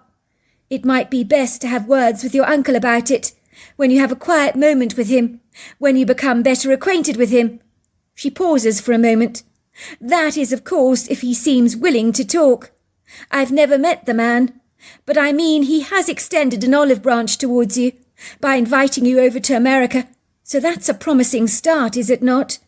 It might be his way of saying to your father, let's just move on. Let bygones be bygones. Put the past behind us. Your father is mulishly stubborn, though, so I'm not exactly sure he's going to reciprocate any gestures of friendship in that regard. But we can only live in hope. It had been sad for Emma saying goodbye to her parents at Heathrow Airport. They were a close family. She had noticed her father had looked rather discomposed, like a flapping, disorientated pigeon that had lost its ability to fly. He had told her over 100 times that she could change her mind about going to America. Emily was doggedly stout-hearted and pertinaciously determined to meet her father's side of the family, and they seemed equally as keen to meet her. She couldn't wait to meet her cousins. Emily's parents watched her in a subdued, reluctant silence as she went through the airport gates, wheeling her hand baggage behind her. Emily's mother had been crying, almost as if she was moving away from Britain for good, which was ridiculous. I'm going to miss you, sweetheart. Have a good time, darling. Mum, don't cry, for goodness sake. I'm coming back, you know. You're not going to get rid of me that easily. I know, sweetheart, but you're going to be gone for an entire month. Mum, we can talk to each other on Skype whenever you want. It'll be like you're in the next room from me. And before you know it, I'll be back home. Have a very good time, sweetheart, says her father, echoing his wife's sentiments. But his voice had sounded very flat. Emily thought he looked beleaguered as he kept rubbing his moustache awkwardly, which he always did when he was fraught with tension.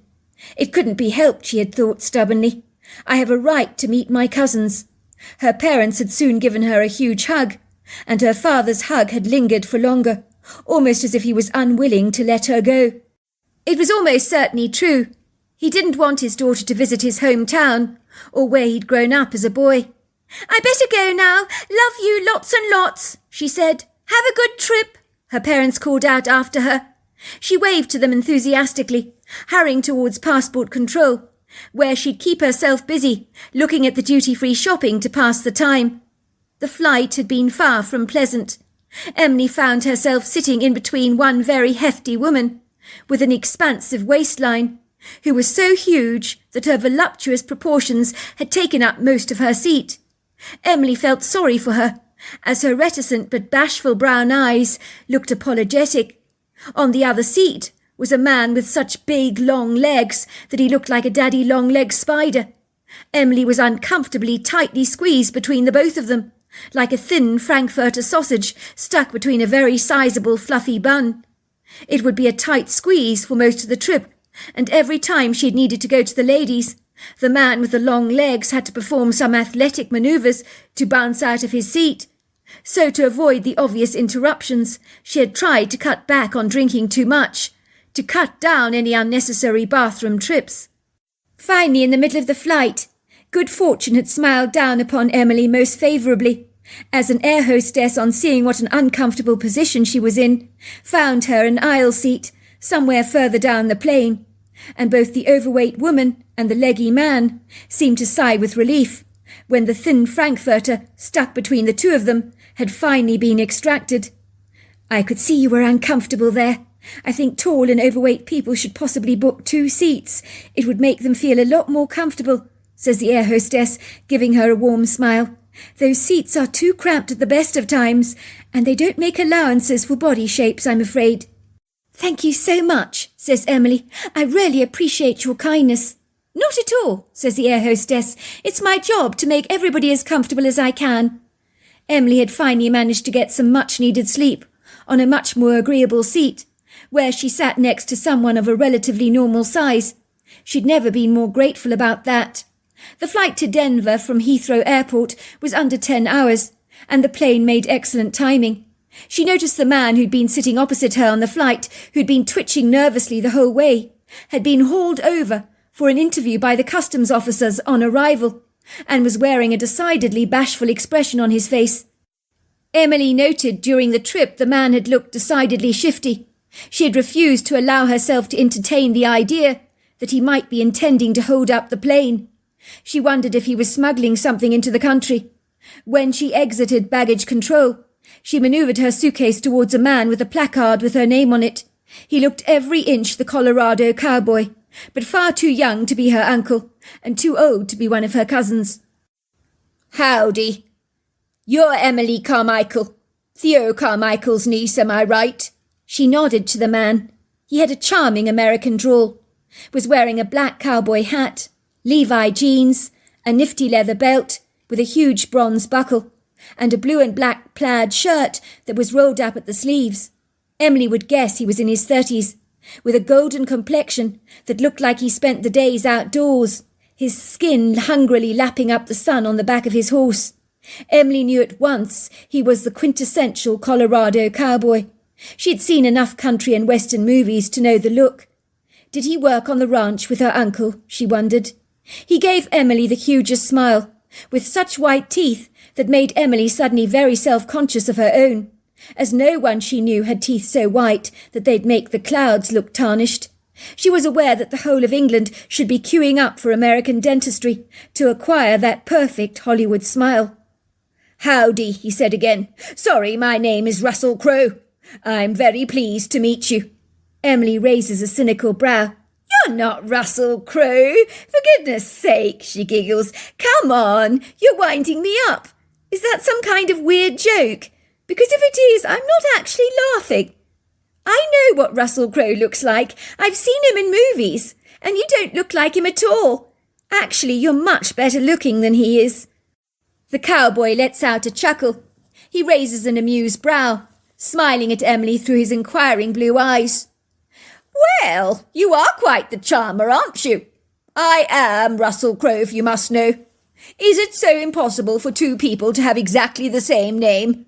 Why do you find that so surprising, so hard to believe? Well, it's not exactly a common name, is it? So your name then really is Russell Crowe, and you're not winding me up? I'm not winding you up. It's on my birth certificate. But nobody I know actually calls me Russell. Everybody calls me Crowe, from since I was knee-high to a grasshopper, and the name just stuck. I think it's because I've always been very inquisitive, and crows, well, they have a reputation for being highly observant. So everybody calls you Crowe, then? Oh, my word, it's rather cool. I kind of like it. It's cute, actually, although some might describe crows as annoying birds, but personally, I rather like them. Oh, I can be that too, says Crowe. I can be exceedingly annoying when I want to be. He picks up her suitcases and directs her to the Land Rover Discovery, where he gently places her suitcases in the trunk of the car, with a breezy efficiency. And then, like a true gentleman, he opens the passenger side door for her, and then Emily climbs in. Before long, they're driving in light traffic, moving away from Denver. So tell me then, how was your flight? I'm not keen on flying myself. I hate those cramped seats on aircraft. Can't stand them, actually. I don't like being seated for too long. It gives me cramps. I like to be out and about, not stuck up indoors. That's a good way to put it, says Emily. It was cramped. The less said about that, the better. I'm so heartily relieved to be off that plane. I assume you work on my uncle's ranch. You look like a cowboy. Crowe chuckles. You think I look like a cowboy? 100%. I've seen country and westerns, a plethora of them, you know. You look like one of those ruggedly handsome, strong, athletic cowboys. You're just missing one thing. And what's that then? The holster and gun, of course. You need to hold up the bad boys that are drinking in the bar, don't you? Well, I do have a holster and gun at home, but not with me now. I manage the ranch with your uncle. He's a very good man, you know. When he told me to pick you up at the airport, I nearly did another take. I couldn't believe it. I had no idea the boss had an English niece, Or an American brother, for that matter, who happens to be living in England." "So has he never mentioned me to you?" asked Emily, looking disappointed. "It's not that he hasn't mentioned you to me," says Crow kindly. "You know, when you're running a ranch, you talk about current things, as that's your prime focus. We definitely live in the moment. You could say our concern is the welfare of the steers, vets' visits, the food they eat, stuff like that. It all reflects on the quality of the grass-fed meat we produce, and that is what concerns us the most." "But it doesn't bother you that you're raising the steers for meat? I mean, don't you get attached to them at all? I know if it were me, I would. I love animals, you see." "It's funny you should say that. There is one steer we have on the ranch that's been there for years. Your uncle loves the bones off that steer. Never been able to part with him. He's quite the character. His name is Mercy, and let me tell you, that steer thinks he's a dog. We gave him the name Mercy because he's never been turned into beef. I've never seen such an affectionate steer before. He's very attached to your uncle. Of course the steers grow on you. It's human nature. You get attached to them. But we make sure we give them a very good life. I always tell myself that they might never have been here if we weren't raising them for beef, and that puts everything into perspective." "I never thought of it like that, but you make a very good point. You give them a good life that they might never have enjoyed if they hadn't been born. And if it wasn't for the production of beef, they wouldn't even exist. So it's a little like a bit of living as opposed to never existing in the first place. And then that's a no-brainer as far as I'm concerned." "Exactly. So tell me, why have you not been to America before? Because you are half American. I understand it's your first visit here, and you're 21 years old." "I wish I knew the answer to that question," says Emily, raising a brow. "My father was raised on the ranch, and yet he never ever talks about it. We know nothing about his life here in Colorado when he was a boy. If we ask him any questions, it's like talking to a brick wall. He refuses to tell us a thing. He'll get all cranky and belligerent and say, 'I don't want to talk about it now,' that sort of thing." Crow gives Emma an inquiring glance. "That is odd. What do you think's going on there?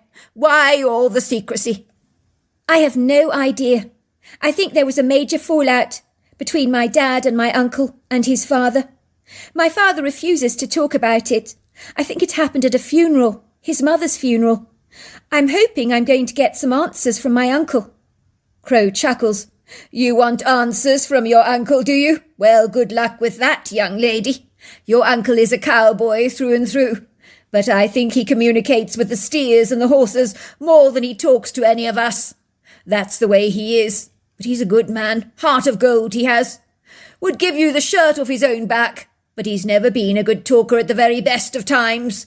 Reserved, I think they call it. Mind you, that remarkable wife of his can open him up. She seems to know exactly what buttons to press, which is more than can be said for the rest of us, I'm afraid." Emily feels the disappointment rising up in her heart. If her uncle would not talk to her about her father's life in Colorado when he was a boy, then she'd never get to the bottom of this mystery that had haunted most of her young life. Never mind she had arrived in America. She was determined to enjoy the trip, come what may. At the very least, she'd become well acquainted with her cousins Harry, who was 22, and Joseph, 24. Would they be able to shed light on this enigmatic mystery for her? Emily very much doubted that they knew any more than she did. The drive took about 4 hours from Denver. They passed through Fairplay, Salvia, and Poncho Springs, and mountain passes like Kenosha and Red Hill Pass. The ranch was situated not too far from the Colorado mining town of Crested Butte, where they used to have a thriving coal and silver industry, until it had sadly started to decline. It is situated in a remote location in the East River Valley, and is often referred to as the wildflower capital of Colorado, as all year round the scenery is bursting with vibrant colour, and the Crested Butte Mountain Resort is a primary winter attraction, much like resorts like Vail and Aspen, offering steep skiing opportunities to visitors.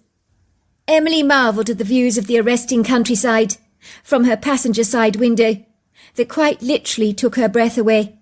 The sanguine, lofty mountains were magnificently imposing as they imperiously subjugated the landscape, spiralling up audaciously into the sky, with sculptural contours and rugged voluptuous twists that would be an artist's dream to recreate on canvas. The meadows were bursting with perennial alpine flowers that implacably shoved themselves eagerly through the grass, determined to splash their vibrant colours like paints in abstract art, being thrown against an oiled canvas of rich yellows and greens. If this wasn't enough eye candy for you, the scenery was magnanimously wrapped up in the prepossessing packaging of a cobalt blue sky, where the white cotton candy clouds that floated above them were like swans navigating a graceful course over a blue sea. "It's so beautiful," gasped Emily. "So incredibly beautiful. I can't believe my father grew up in a place like this. There's so much space. Open meadows, fields. It's so very big. I can't get over the size of everything." "It's big all right," laughs Crow with a bright smile. "I think especially for you folks from England, it can be daunting to be around so much space. But I promise you, you're going to like it here. It's difficult not to fall in love with Colorado." "You think I'm going to like it here?" says Emily. "That's an understatement. I don't think I'm going to want to leave this place. I think my father's family might have difficulty in getting rid of me. I might literally tie myself to a tree with chains and simply refuse to leave. They do that in England, you know, when people don't want trees cut down." Crow laughed. "No need to tie yourself to the Carmichaels' house with a chain. The Carmichaels would love you to stay for as long as you like. You could move in for good and they'd be over the moon. I will say this about Colorado to you. She does have a sneaky little way of getting under your skin, you know, but in a very good way." Suffice to say, Crow was such good company, the landscape so transfixing, that Emily did not know where the time had got to. Before long she heard Crow saying, "Not long now. We are nearly there." She was almost disappointed. The ride had been so scenic, and Crow's company had been convivial and humorous. She almost didn't want it to end. She could feel her heart flip-flopping with trepidatious anticipation. She was getting disquieted about meeting her father's family, as a nervous reticence suddenly overcame her. Crow laughed, sensing how restlessly fretful she had suddenly become. "Goodness gracious me! I can hear your heart beating from here," he teased. "You're nervous about meeting the Carmichaels, aren't you? Let me tell you something. They're the most down-to-earth people you could ever meet. You'll be made to feel right at home at once." Before long, the Land Rover Discovery was cruising down some dirt roads strewn with rocks, and the hard-wearing tyres of the Land Rover Discovery brazenly picked up columns of white smoke. "Brace yourself for impact," laughed Crow. "You're in for one hell of a bumpy ride from this point on, I'm afraid." "I thought Land Rovers were made for these kind of rough roads." "Well, this road is the exception to that rule. It's not your run-of-the-mill road. It's an obstacle course." Soon they reached a cattle gate, and Crow jumped out of the driver's side door and hurriedly opened the gate. "We are finally here, you'll be glad to know," he says. "This is your uncle's ranch." There was a signpost next to the gate that read Loversteer Ranch, which Emily thought was quite catchy as a name. The Land Rover Discovery meandered smoothly down the long dirt road that was even wider than the road they'd recently travelled down and a lot less bumpy. It was surrounded by sprawling pasture, framed by the statuesque imposing silhouettes of the mountains in the far distance. In one field they could see a plethora of brown and black steers, all gathered together in a large group, while a cowboy on the back of his horse was riding behind them. When he heard the truck, he glanced briefly over his shoulders, waving furiously at the Land Rover Discovery, lifting off his cowboy hat from his head. "That there is your uncle," laughed Crow. "He's waving at you, definitely not me. He knows I brought you back from the airport. I hasten to say your aunt is going to be very excited to see you. She's a very enthusiastic woman, you know, like a great big ebullient dog at the best of times. She'll be jumping all over you. That's a promise. She's worse than their Labradors." Before long, Crow passed a large red barn, a scattering of outbuildings, a smart-looking stable block, and finally the Land Rover Discovery drew to a halt. He fastidiously parked the truck next to 4 other off-road vehicles, all covered in fine dust, underneath the large canopy of an open carport. There were about 3 quad bikes there, along with a scattering of mountain bikes parked haphazardly against the far wall. The stone and wood ranch-style home smiled at her welcomingly, but before Emily could drink it all in, a woman in her early 50s wearing her hair swept away from her face in a hazelnut ponytail, along with a pair of jeans and cowboy boots, came dashing towards the truck like an unbridled, enthusiastic puppy dog, followed by 2 slightly reticent-looking young men wearing cowboy hats that followed behind her, their faces dappled with shy smiles. The unreserved, gushing woman, who was clearly her Aunt Ruth, eagerly opened the passenger side door, with the enthusiasm of a kid trying to get into a box of candies. Emily stumbled awkwardly out of the truck, and seconds later found herself being swaddled in her aunt's effusive, fulsome arms. The woman hugged her so tightly that Emily could barely draw breath. She'd never received such a vociferous welcome in all her life, and the prodigal embrace threw her off guard and made her face break out into a large smile. It seemed that her aunt was an outgoing, loquacious woman who wore her heart on her sleeve and was openly affectionate. Her aunt let out this thrilled, squealing sound, "Ah! Ah!" and began jumping up and down as if she was skipping with a rope. "It's wonderful to see you, Emily. So wonderful. I'm so excited you've come to America. This is just so fabulous," she says obsequiously. "These are your cousins, Emily.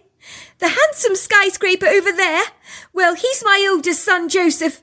He's tall, dark and handsome, as you can see, just like his father. And the short, squat one here, well, he's Harry." "Thanks a lot, Mother, for the very flattering introduction you've given me," says Harry, giving Emily a cheeky grin and a friendly wink. "Don't listen to a word she says. She's overlooked how incredibly handsome I am. She must be as blind as a bat." Both young men extend their hands out towards Emily to shake hers, but their mother slaps them away furiously. "Honestly, what are you boys like?" she says, scolding her sons. "This is your cousin Emily. Doesn't she deserve a hug, a big welcome? We don't stand on formal ceremony here." The 2 young men blush appropriately, their skins taking on a pronounced pink hue. In a demure obedience to their mother's every command, they both give their cousin an effusive hug. "Let's have a look at you," says Ruth, stepping back to observe her niece more closely. "I can see the family resemblance. Yes, I can. You've got the Carmichael blue eyes and the very distinctive long face and definitely the Carmichael hair. Oh, the Carmichael hair. I could write books about it." Emma did notice that both of her cousins bore a striking resemblance to her. She could easily be considered to be their sister, as the likeness they shared was uncanny, and even rather bewildered her cousins. They both had thick dark hair, the colour of a raven's feathers, that you could never straighten, even if you lathered onto it 2 bottles of straightening gel, as it always intractably chose to do its own thing. But the black curls that rolled over her cousins' faces like the tumultuous ocean waves looked exceedingly attractive on both of them. Joseph was the taller of the 2, but Emily would not have described Harry as short and squat, or thick-set or chunky as her mother had described him. He was shorter and well-built, while her older cousin was streamlined and slender. They both had olive skin acquired from living the quintessential outdoor lifestyle, and both boys were eager to follow in their father's footsteps and become ranchers. Emily could never imagine them caught up in a routine 9-to-5 job like her father. It was hard for her to imagine her dad slitting into this kind of lifestyle, as he seemed so far removed from the natural world. It would seem her cousin's family harmoniously belonged here, like the steers grazing in the field, the horses frolicking in the meadows, the 2 family Labrador dogs bounding around the house like bullets, both whom had given Emily a heartfelt welcome when they'd returned from the fields with her uncle, whom they clearly were exceedingly bonded with. Emily's uncle had been very timorous when he entered the farmhouse kitchen at lunchtime, but he extended her the warmest grin that Emily had ever received, and Emily responded in kind, giving her uncle a warm hug, which seemed to please him immensely. "I'm very glad to meet you, Emma," he said. "How is your father doing these days? He's well, I hope." "He's doing great," she had said, studying her uncle studiously to see how he responded when she talked about her father. But his unflinching face gave nothing away. "He works in London for a legal team. He's a lawyer, you know, doing high-profile cases. I can't imagine him living this kind of lifestyle under this very same roof. You'll be sleeping in your father's room. He had as a boy, says her uncle. Believe it or not, back in his day, your father was quite the cowboy. He was a natural on horseback, I'll have you know. At this, Emma looks bewildered. He's a natural cowboy. Are you joking? I'd never have believed that in a month of Sundays. I can't even envisage it. She clears her throat, as all eyes around the table look up at her in surprise. Emily quickly butters her cornbread, as everyone is studying her face curiously, and she suddenly feels very conspicuous. So your father never talked about his life here in Colorado, then? Asks his Aunt Ruth. No, he didn't. I'm not sure why, but his past is like a closed book to us. Emily quickly notices her aunt and uncle, giving each other knowing looks. She realises that her aunt must know what happened between the two brothers. Emily surreptitiously decides that she's going to work on her easygoing aunt, get her to tell her the truth about what happened to the two men all those years ago, and why they haven't talked to each other for so long. Let's drink a toast to Emily, says her aunt, opening a bottle of champagne. The cork pops, and glasses of white foaming effervescent bubbly are poured out into fluted champagne glasses and offered around. To Emily, they all say, raising their glasses up to toast her. Welcome to America, and to our humble little home. Thanks, Emily laughs. I'm so glad to be here, I really am, and to finally meet you all. I've waited such a long time for this. Let me tell you, Emily, I'm so thrilled to have you staying here on our ranch with us. So are the boys, and so is my husband. For one thing, I will not be the only woman on this ranch. You may not have noticed this, but everything on our ranch is male. Our 2 cats are male, our Labradors are male, our steers are male, and our American quarter horses are male. So you could say there is way too much testosterone around here. This place is begging for a boost of estrogen, and finally we have some. I couldn't be happier about that. I won't be so overshadowed from now on. To estrogen, says Harry, giving Emily a wink. We could do with some of that around here. Mother's absolutely right. There is far too much testosterone around here. We need the softer female touch. By all accounts, Emily soon settled down to life at the ranch very comfortably in the Carmichael household. It would seem her maniacal inhibitions and constrained awkwardness had all but melted away. She became reposefully comfortable with her cousins. They rode quad bikes around the countryside, cycled and rode horses, and they also enjoyed hiking together. Without a doubt, the languid fresh air and the insouciant, mellow and carefree southern hospitality made Emily feel as if she'd really belonged on the ranch, and after a week she certainly felt as if she'd known her cousins all her life. She was particularly fond of Harry, as he had such an engaging sense of humour. It was on the Friday morning of her second week staying at the ranch that Emma firmly decided she was going to ask her cousins if they knew anything about why her father had fallen out with their dad.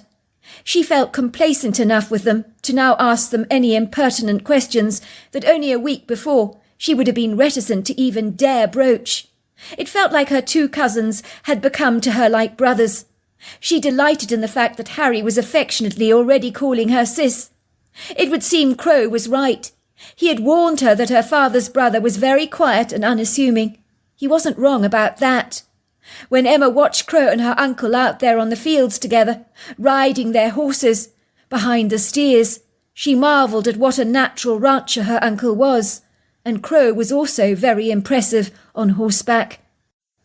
It was on a Friday morning, after her second week staying at the ranch, that Emily had firmly decided she was going to ask her cousins if they knew anything about why her father had fallen out with their dad.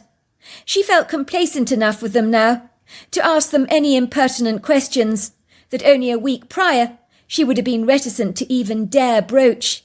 It felt like her 2 cousins had become to her like brothers. She delighted in the fact that Harry was affectionately already calling her sis. It would seem Crow was right. He'd warned her that her father's brother was a very quiet, unassuming man, and he wasn't wrong about that. Emily was mesmerised when Crow and her uncle were out there on the fields, on the back of their horses, riding behind the steers. She marvelled at what a natural rancher her uncle was, and Crow was also exceedingly impressive on horseback. The quintessential Colorado cowboys, she thought proudly to herself. It was later that morning that Emily was riding on an American quarterback horse herself called Dancing King, who had acquired his illustrious, highly esteemed name from his incredulous, elegant gait. Let's just say when he trotted, he looked like he was dancing, and Harry said he should have been born a Lipizzaner pony, as those show horses have incredible grace. Emily agreed. She'd never seen a horse move with such a graceful poise. It was a magnificently beautiful day. The sky was a cup of blue, without even a candy cotton cloud in sight. It was like the day had decided to be fine and sunny, and had audaciously dictated its will across the countryside. The kingly carpet of fragrant flowers bounced happily through the grass, while the needled boughs of the leggy alpine trees seemed to hungrily soak in the sunshine, like kids guzzling the last remnants of chocolate milk through a straw. Emily smiled contentedly to herself as the warm sunny rays streamed across her shoulders, and a gutsy cool breeze blew against her skin. She felt invigorated, no longer like a strange, awkward English girl from London, but like the quintessential American cowgirl. Well, at least she hoped she did.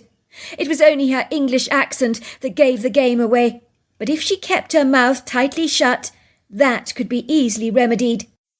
She had been given a tan, very stunning cowboy hat from her Aunt Ruth as a present, along with some matching boots.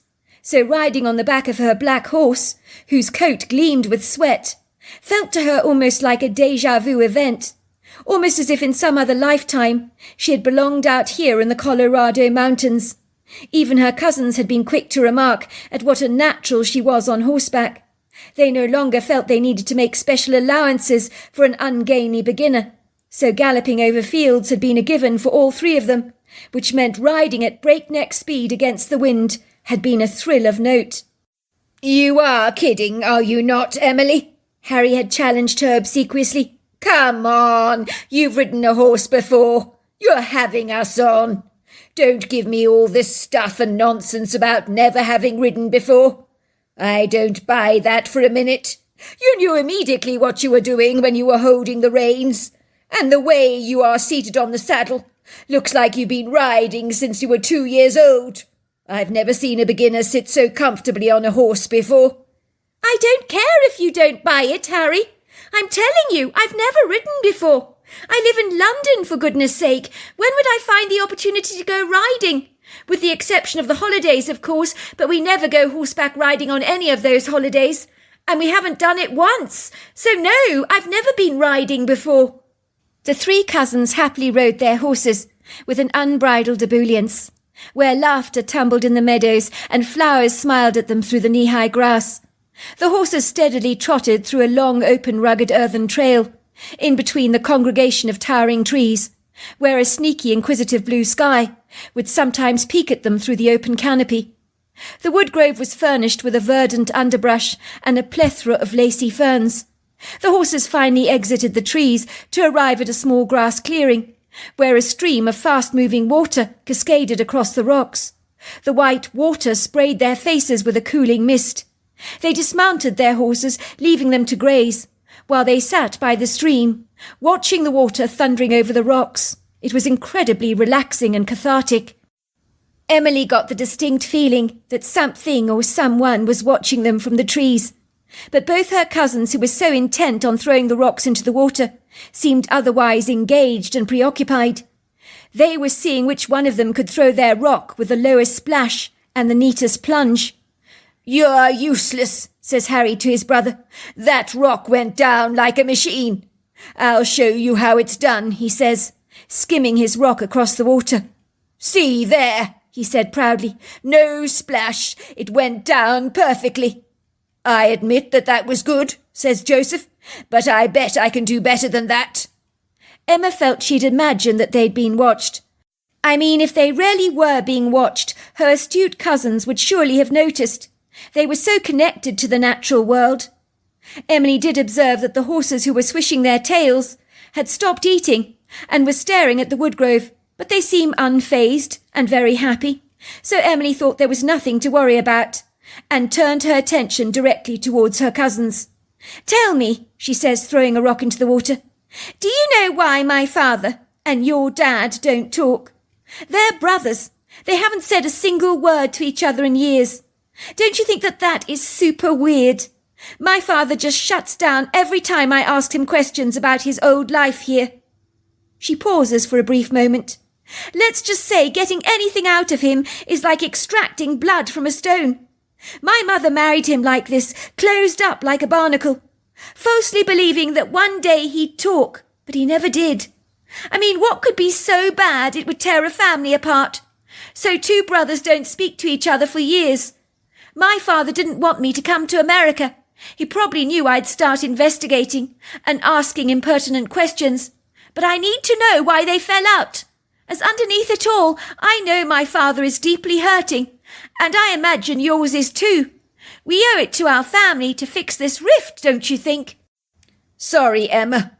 I'm as clueless as you," says Joseph, shrugging his shoulders. "I've asked my father on numerous occasions why we don't know our English relatives well. He always uses the distance between England and America as a lame excuse. What about you, Harry? Do you know any dark secrets about our family that I'm not privy to?" "Actually, I do," says Harry. "Believe it or not, I happen to know that our fathers were incredibly close when they were young boys, until they got into their 20s. Then everything went awry." "Why the hell didn't you tell me any of this?" asked Joseph, looking nonplussed. It was clear that the two brothers kept no secrets from each other. So discovering that his brother was sitting on a sliver of information that he was not privy to left Joseph feeling more than a little miffed, but he tried to maintain a calm demeanour, although Emily noticed his jaw tightening. "Because I was eavesdropping, that's why. I shouldn't have been listening in to a conversation. I knew it wasn't my secret to tell. But Emily's right. We need to fix this mess. So I'm going to tell you what I know. It's about time, bro. It's about time." Harry's account. "It was the day after Easter. I was paying a big price for that, let me tell you. I was 12 years old at the time. I remember the day vividly. I woke up with a pounding headache. I never normally have headaches, but my head was throbbing violently. It really was bad. I had eaten a lot of chocolate that day. And, well, chocolate hasn't always agreed with me. I often get headaches from chocolate or too much orange juice. That also has a similar effect on me. My mother has exactly the same problem, I hasten to say. I guess I must have inherited it from her. I decided to go and find her, ask her for some migraine medication to quell the pain. I discovered Mum and Dad were not in their bedrooms as I would have expected. I heard a chatting sound coming from the living room, so I guessed the parents were up talking in there, probably over a glass of wine or something. I was just about to barge into the living room to whine about my headache and extract the maximum amount of sympathy from my mother, when I overheard her saying, "I wish to God you would tell me what happened between you and your brother all those years ago. How can I possibly help you if you keep shutting me down like this? I'm your wife, for goodness sake. Don't I deserve to know what happened between the both of you? I'll never disclose your secret to anyone, you know I won't. I've always got your back." At this point, my ears are flapping. I almost forget about my headache. My mother is the only one that can get my father to talk about anything. So I was hankering to know the answer to this enigmatic question. Why were we not in touch with his brother's side of the family? "Don't you understand? I can't talk about this. It's very upsetting. It's very distressing for me. It opens up old wounds. It really hurts when I talk about these kind of things." "I can see what happened between you and your brother has eaten you alive for years. I cannot just sit back and see you punishing yourself like this with such a lugubrious melancholia. Sometimes the plaster needs to be ripped off the wound so that it gets aired and can heal more efficiently. Keeping everything buried away in secret is going to make that wound fester all the more. It's not healthy to dwell on a secret, you know. A trouble shared is a trouble halved. I'm your wife. I can help you. Tell me, for goodness sake." "Well, in truth, sweetheart, I honestly don't know where to start. It's quite a story. said my father ruefully. Well, how about at the very beginning? In my experience, that's the best place to start.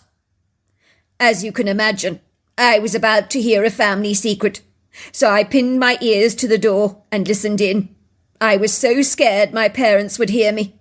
My heart was pounding violently in my chest. It sounded like my mother had cracked the egg and was about to spill its contents, and like a scavenger, I was ready to pounce on that yolk of information. My father continued, "Very well, I will tell you, if it'll get you off my back. Well, let me just see, where shall I start? My older brother, Paul, he was working in Oxford in England as an attorney, after he'd written a final examination with the Law Society. His work included drafting legal documents, negotiating settlements and disputes, preparing cases for presentations in court, that sort of stuff. So he didn't want to be a rancher like you, then? Why not? It wasn't that he didn't want to be a rancher. He loved being out here on the ranch. But he had firmly decided that acquiring a law degree as a backup plan was a sagacious thing to do. Paul was very savvy like that. He always thought that it was important to have 2 or 3 skill sets that you could always fall back on in life, rather like a backup copy in a computer, should things go wrong. I, on the other hand, could not have imagined anything else for my life than being a rancher. Paul was exceedingly bright. It made sense that he would get involved with the law. But I was very surprised when he devoted the rest of his life to the legal profession, I have to admit, as in truth I'd always known him to be a very outdoorsy type of person. But why on earth did he go to England in the first place to study law? Why not here in America? He was very young at the time. He wanted an exciting new adventure. He was accepted to Oxford University in England, so he was hardly going to turn that opportunity down. He fancied living for a few years in another country, but I never believed he'd choose to stay in England indefinitely. Of course, he kept coming back to the ranch. He loved it here. Colorado was his home. We thought he'd become a full-time rancher, leave all that legal stuff behind him. He certainly said he hated the law, wanted to move back to the ranch at once. Mum had been on dialysis for her kidney for over 7 years, but she suddenly began to get very ill. Her feeble, fragile, frail body had simply had enough.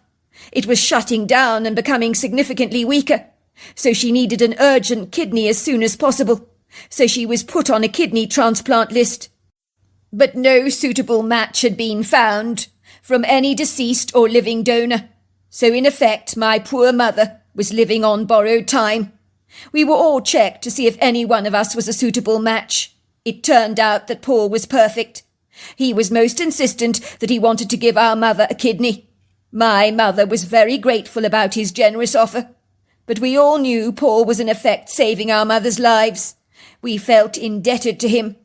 Paul assured my father that it would be an honour to help my mother by donating a kidney. On the day of the kidney operation, an hour before it was supposed to commence, he left a note on his hospital bed. He abandoned the hospital. The note said, "I'm sorry, I just can't do this. I just can't." The next thing I knew, he'd taken the first flight back to England, where he began working for an illustrious law firm. We never heard from him for a very long time, but my mother soon passed away. My brother had failed to give her a kidney. If he had donated his kidney to her, she could have lived a long, full life.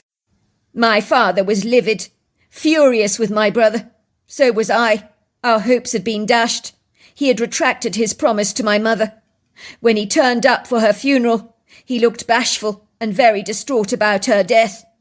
My father said to him, "Why did you bother to come to the funeral? We wouldn't be in this dreadful pickle if you had been courageous enough to do the decent thing for your mother, instead of running away to a burrow like a frightened rabbit and failing to even get in touch. You're a coward, son.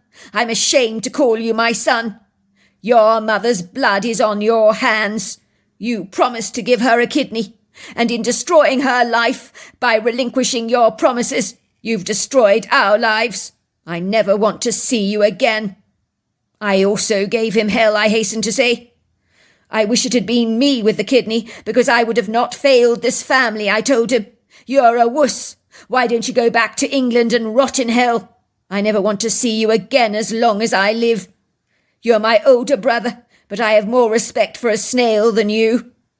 I said some brutally unkind things that I possibly should not have said. I didn't understand why my brother, who promised my mother his kidney, had done such a dreadful thing. Now we were without our mother. I couldn't get my head around that fact. He could have saved her life, but he didn't. As you can imagine, my mother Ruth was very silent for a moment when she was digesting the full horror of what my father was telling her. I don't know what to say. I wasn't expecting you to tell me this. I thought you were going to say you both fell for the same girl or something. But this I did not expect.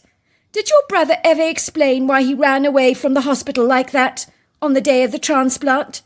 It sounds to me he was terrified of giving his kidney away. Surely he should have had some counselling for that. I think he must have just freaked out, panicked at the very last minute, rather like a deer caught in headlights. Even so, I failed to comprehend why he never went through with the operation, regardless of his misgivings. I mean, when you love someone so dreadfully, even if you have to make a big sacrifice for them, you do it, don't you?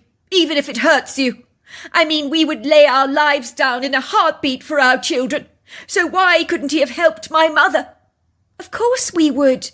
And in the same circumstances, if my mother needed a kidney, I wouldn't hesitate to give her one either. But you must remember this, we're all completely different. Fear can be very disabling. Maybe at the very last minute, he just got so frightened. How did your mother react when she realised she wasn't getting a kidney from him? That must have come as a cold slap in the face for her. Well, she blamed herself, didn't she? She should have refused his offer for a kidney, that's what she said. Then nothing like this would have happened. She said her son was too young to have been expected to do something so life-changing, and we were expecting far too much from him. I mean, of course he did have counselling. The doctors asked him if he was absolutely certain about the donation, and that he was allowed to say no. But he said he was eager to give my mother a kidney, and he had no doubts that this is what he wanted to do. Well, maybe at the time he really meant it, until the day of the operation. How do you feel about your brother now? Do you still hate him for what he did? Or have you forgiven him? Of course I've forgiven him. Do you have any idea how expensive hatred is? And I mean that quite literally eats away at you. It's like a cancer, isn't it? Me and my dad, a year after Mum died. We wanted to mend the rift with Paul. We rarely did.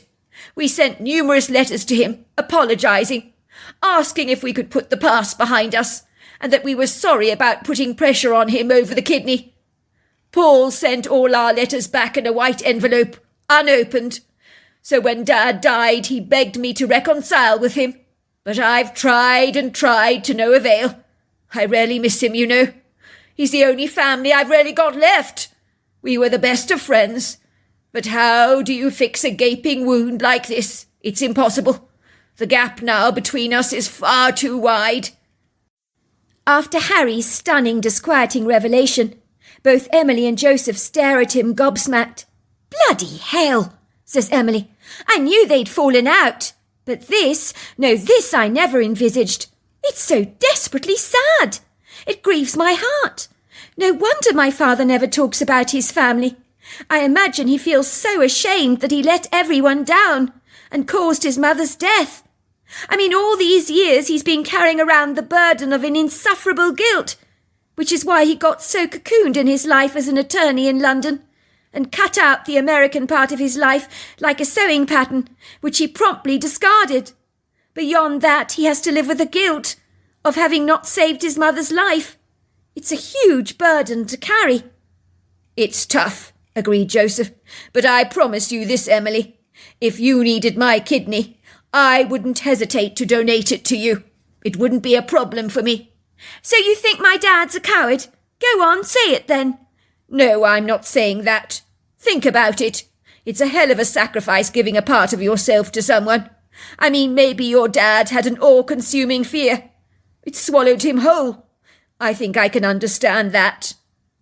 "Well, maybe back then my father was a shrinking violet. I don't know what his problem was. But I can promise you this. If I needed a kidney today, I know my father wouldn't hesitate to give it to me. So I guess he was young, naive, fearful back then. I don't think we should judge him on past mistakes, but I think we need to do something to bring those brothers back together again. I'm sure our grandparents from beyond the grave would be begging us to do something about this dilemma. We have to do something." "But what can we do?" asked Harry. "I think they will go to their graves never having reconciled. It seems like a dreadful pity."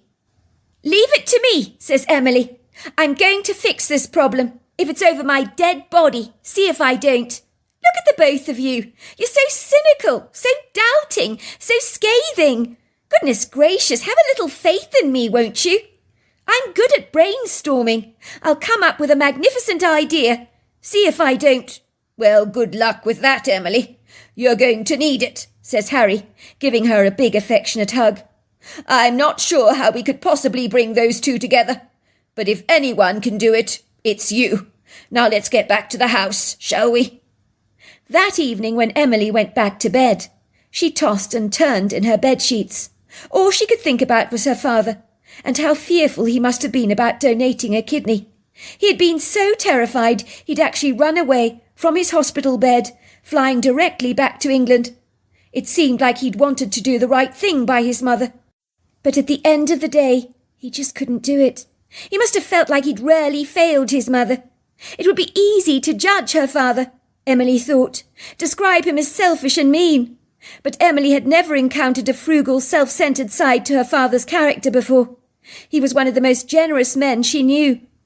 She reflected back to a time she and a couple of her friends were going on a bungee jumping adventure in the English countryside. She had been so excited about the expedition, but when it came to her turn to jump, despite all the protective harnesses, Emily just couldn't do it. She had become paralyzed by a crippling fear and had experienced a panic attack so dreadfully bad she thought her heart was going to explode through her chest. She rarely felt she was about to die, but the EMT had assured her she'd experienced a panic attack and advised her against ever attempting to do the jump. Emily did not need any further persuasion from the EMTs. She would never ever attempt to bungee jump again. No, never. Yes, people might think she was a scaredy cat, but she didn't care. They had no comprehension of the overwhelming fear that had crippled her so profusely and intimidated her courage. Could her father possibly have experienced an oppressive, daunting fear like that? So excruciatingly bad, so insufferable, that even though his heart wanted to do the right thing by his own mother, when push came to shove, he couldn't do it. She pondered over these many things as she lay propped up against her pillow, and lonely tears spilled down her cheeks as she wallowed in her father's anguish. How much she loved him, how she wanted to fix this problem. She could not imagine how long her poor father had lived with this compounding guilt. Sleep that night abandoned her. The night hung limply onto every minute and every second, as if refusing to let go of the time. The clock on her nightstand seemed rigidly stiff, almost as if the hands had been held back with superglue. Emily's spirit grew restless. She tossed and turned in her bed, failing to find a comfortable sleeping position for herself. Perspiration poured down her back, and her fingers involuntarily began to twitch, until she could bear it no more. I can't just lie here in my bedroom, staring into space. So Emily promptly decided that she needed to get up and move about. My head will explode with bored frustration if I don't. Then she had a great idea. She'd go for a walk in the countryside. Yes, it was dark out there, but it would be fun. She had seen a torch on the hallway table, and she had a strong pair of walking boots with her. One night in London, when she failed to get any sleep, she'd slipped out of bed and walked down the vibey streets, where some people were up and about. She had returned home feeling so much better. When she climbed into bed, she had slept like a baby that night. This would be no different, but instead of people and bright city lights for company, she would be serenaded by the trees and the crickets, and then maybe, when she returned back to her bed, her mind would be clearer and more coherent, and she'd finally get some sleep. Emily wasted no time. She needed little encouragement in climbing out of bed. She hurriedly got dressed into jeans, a sweater and walking boots. She did so discreetly. The hushed house was steeped in a soundless, subdued silence. She crept cautiously past the half-open doors of both of her cousins' bedrooms and her uncle and aunt's bedroom, where she could hear 2 Labradors snoring loudly as they slept at the basket at the foot of their bed. They were dead to the world after having burnt all their energy running around the meadows all day. She clandestinely climbed down the sweeping staircase with the stealth of a cheetah, although she did manage to make it creak ever so slightly, but that could not be helped. It was a very old staircase after all. The light in the landing was on, so she could see her way clearly. She found the torch, and she surreptitiously opened the back door to the kitchen, closing it gently behind her. She wouldn't bother to lock it, as crime was not a problem in this part of the world. Emily found herself caught up in the strangeness of a dark night, which was not a common occurrence for her.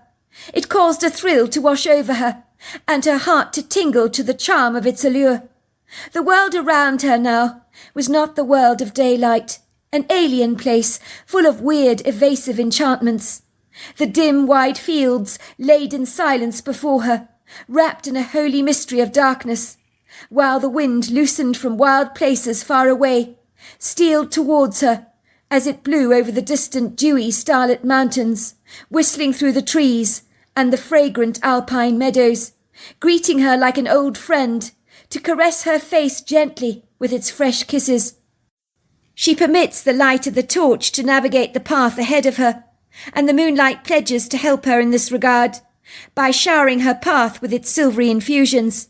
She ambles gracefully through the moist grass, the sound of her boots crunching the undergrowth. It's rather pronounced, as are the crickets and frogs, and the distant hooting of an owl. So they become the beguiling music of the night, offering Emily's growing reticence an urgent encouragement that hastens her speed as she hurries along towards the woodgrove, almost as if she has an appointment to meet that will not accommodate any delay. Even she cannot comprehend her need to hurry. The tall, sultry trees almost welcome her, with open arms, as if whispering into her heart, "What took you so long? We've been waiting for you." Emily had only been between these trees on horseback, but now the forest seemed dauntingly huge, intimidating. The trees like ascending giants with hundreds of jiggling arms, wearing green needles on their sleeves, while the underbrush and the ferns are shaded in the obscurity of the twilight, where they hide in the ambiguous shadows, determined to remain like silent witnesses that are not seen, but observe everything the night might unleash. For the forest holds many dark secrets. Of that Emily is most certain. Emily is surprised to find she's thoroughly enjoying her walk. It's so unnatural for her in every regard, and the curiosity the stoic night presents intrigues her greatly. That is when she hears a strange chattering sound. She stops dead in her path, becoming as still as the trunk of a tree, listening to the words that tumble on the wind. They seem airy, remote, but there's no familiar American drawl to the tone. Emily had no consideration for her safety as her inquisitive nature draws her closer and closer and closer to the chatter.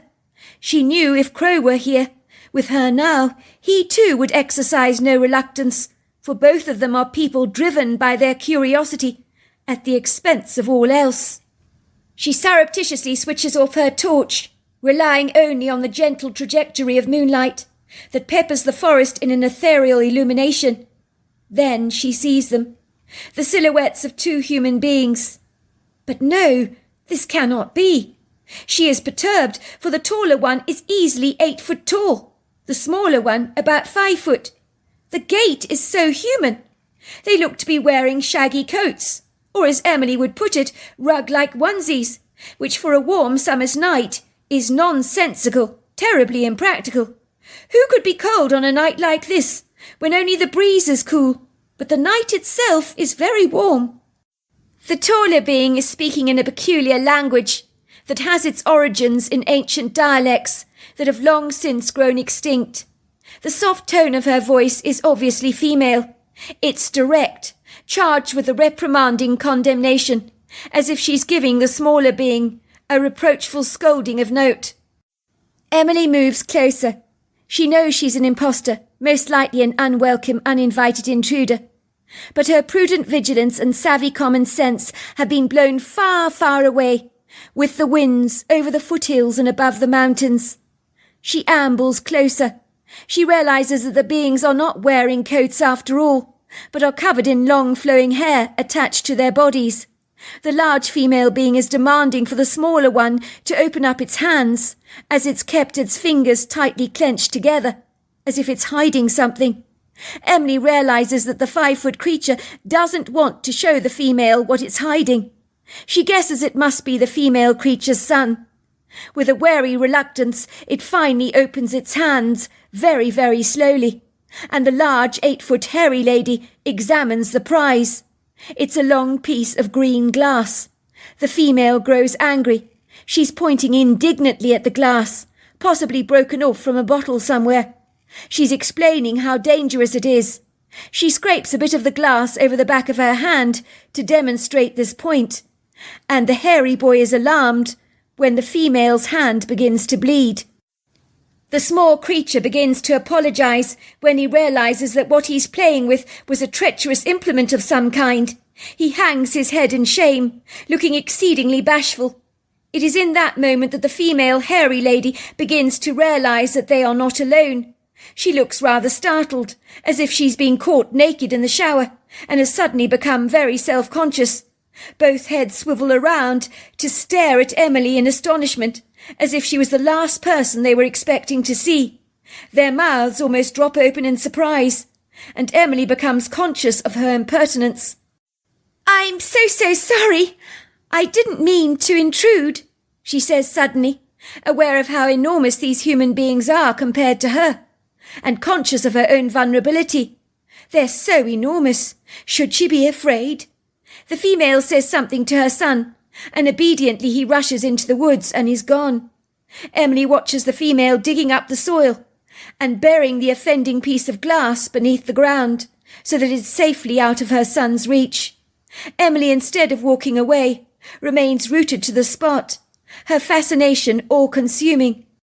Emily, instead of walking away, remains rooted to the spot, her fascination all-consuming. I mean, these idiosyncratic creatures look like pictures she'd seen in her classroom as a schoolgirl, depicting early man. The female rises to her feet after she's finally buried the glass. "Who are you?" asks Emily directly, staring into the kind dark eyes of the creature. She speaks back to her in a strange language, and to Emily's amazement, the words are eloquently translated in her head. "Intopa sinapolono, inalino golomon." More to the point, who are you? "Amasidabo. I saw you this morning on horseback, riding through my woodgrove with the boys." "I'm related to them," says Emily. "What do you mean, your woodgrove? My cousins own this property." "Isipo lanisa uzuvonina." "I think you will find they think they own this property," says the creature. She looks at Emily with kindly dark eyes. "Mupolanina dopo, isan topolene." "It's good to have another female around," she says. "Godspeed," and then she just glides away and disappears from sight. Wait, please wait," calls Emily after her. "Wait!" But the creature has just gone. She's so disappointed. The next morning, Emily was champing at the bit to tell her cousins what she'd seen in the woodgrove. "You went out into the woods at night?" asked Joseph scoldingly. "It's not safe, you know. There are wild animals around. Why would you do a thing like that?" Emily ignored his scolding. "I saw two Neanderthals," she said. "I couldn't believe it myself, but they clearly aren't all extinct. The female, she was so nice. She spoke to me in an ancient language." "Sorry, Emily. What the hell are you talking about? You're not making any sense." "You know, early man. They had hair all over their bodies. Well, I saw two Neanderthal in the woods last night. I'm not making this up, you know." "I think our cousin might just have seen a Bigfoot," says Harry suddenly. He immediately taps into his cell phone and shows her footage of a Bigfoot seen in Bluff Creek in 1966. "Did it look like this?" he asked. Emily studies the picture. No, not really. Much, much more human. Bigger. More athletic. A lot more hair. The breast on this female was not so saggy, but the arms were equally as long, I have to say. It's official, says Harry. You saw a Bigfoot. You weren't scared then? No, not really. Much more curious than scared. Bloody hell, says Harry, looking heartily disappointed. We've lived here all our lives and we've never seen a Bigfoot, but you on your second week encounter one. It's not fair. 1 week later, Emily sees her father climbing out of the taxi. She knows what she's done is naughty, but it just can't be helped. Her father reluctantly knocks on the front door of the farmhouse. Emily can see he's looking furtively around him, as if he'd rather be anywhere else in the world than back here in Colorado, where he'd lived as a young boy. But he knocks on the door again. Go and get the door, Dad, says Harry, who was also in on the whole plan that Emily had conjured up. Harry watches his father walking reluctantly to the front door. Who could be at the farmhouse at this time of the evening, he says. He opens the door to see his brother standing there. The two men look so uncannily alike, so there was no mistaking who he was. Both men stare at each other disbelievingly, as if they're caught up in some kind of alternative reality. Paul, says Theo, throwing his arms around his brother. I thought this day would never happen. It's wonderful to see you. Both the men embrace warmly. I don't understand, says my father. You look all right to me. Emily told me you were dying of cancer. You had a day or so left to live, and that I had to come at once. So she told you that, said Emily's uncle, looking nonplussed. I hasten to say I do not have cancer. I'm absolutely fine. Never been better, in fact. Sorry, Dad, says Emily, hurrying to greet her dad. Look at you. You came to make your peace with your brother when you thought he was about to die. So why don't you make it up with him now while he's alive? While you're both alive? This terrible, terrible dispute you've had together for so long is crazy. It has to end now. So this was a set-up then, was it? I'm afraid so, says Harry. It was Emily's idea. We know about the kidney transplant and how the family fell out. It's time that we drew a line under the sand and moved forward into the future. To cut a long story short, Emily's father and brother have now become the very best of friends, and many happy holidays are spent with the family in the Colorado countryside. So it would seem that against all odds, miracles can happen. And Emily also considers her encounter with the Bigfoots to be another one. So there you are. That's my story. Dear Sarah, and all your lovely listeners, my name is Armel, and I'm from rural Kentucky, and my Bigfoot encounter happened in 2015 in an unlikely event where encountering a Bigfoot was the last thought on my mind at the time, and certainly the most unlikely place that I would ever expect a rendezvous with the hairy critter. I grew up in Kentucky with my parents and my brother Neville, and living in the rural countryside was the only life we ever knew, and I consider myself remarkably privileged to grow up surrounded by such exquisite, flawless treasures of the natural world. We grew up in a quintessential 2-story whitewashed rustic farmhouse that had belonged to generations of our family before us. So over the years it has been renovated and restored, but the original foundations still actually stand. My parents transformed the lower part of our home into a large open-plan living space, where the kitchen, living areas and television room is just one large living space, and they also incorporated some floor-to-ceiling sliding doors on the lower floor so we could really appreciate the exquisite views over our large picturesque pond, the imposing statuesque mountains in the distance, the rolling green valleys, and of course the vast areas of dreamy forest that flanked the right-hand side of our property, which was an idyllic haven for the indigenous wildlife from the white-tailed deer, rabbits, foxes, squirrels, chipmunks, skunks and raccoons.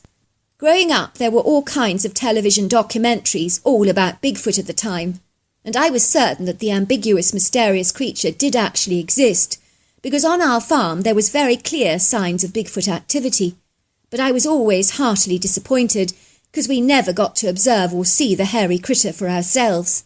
It was almost as if looking for Bigfoot made him become even more evasive and elusive, almost making me wonder if he actually knew I was looking out for him and was purposely hiding in the shadows and was making himself way too obscure to ever be detected. There was one occasion as kids when we were playing out in the woods that my brother and I got the very distinct impression that we were definitely being watched. But when we looked around the woods, we saw nothing was there. Yet we knew without a shadow of a doubt that we had been observed by unseen eyes. Later that day, we did discover these huge 17-inch footprints in the mud in close proximity to our pond, so we were pretty certain that they were from a Bigfoot. I do remember we even made plaster casts of the footprints, and they were colossal. On one occasion, my dad was convinced he'd actually seen the hairy humanoid cross his path when he was returning home one night, late after an evening playing bridge with a neighbour. My mother had fallen asleep in the front seat of the car, but awoke very suddenly when she heard my dad say, "What the heck? Well, I never in a month of Sundays. Did you see that?" "See what?" she asked, wiping the sleep from her eyes. My dad looked at her with eyes as wide as saucers. "I think I just saw a Bigfoot," he said excitedly, "but it moved too quickly for me to see it clearly enough. But I do not believe it could have been anything else, and it was most certainly not a bear." "Are you sure you're not mistaken?" my mother had asked him. "Very sure," said my father. "The kids are right. We do indeed have a Bigfoot on our land."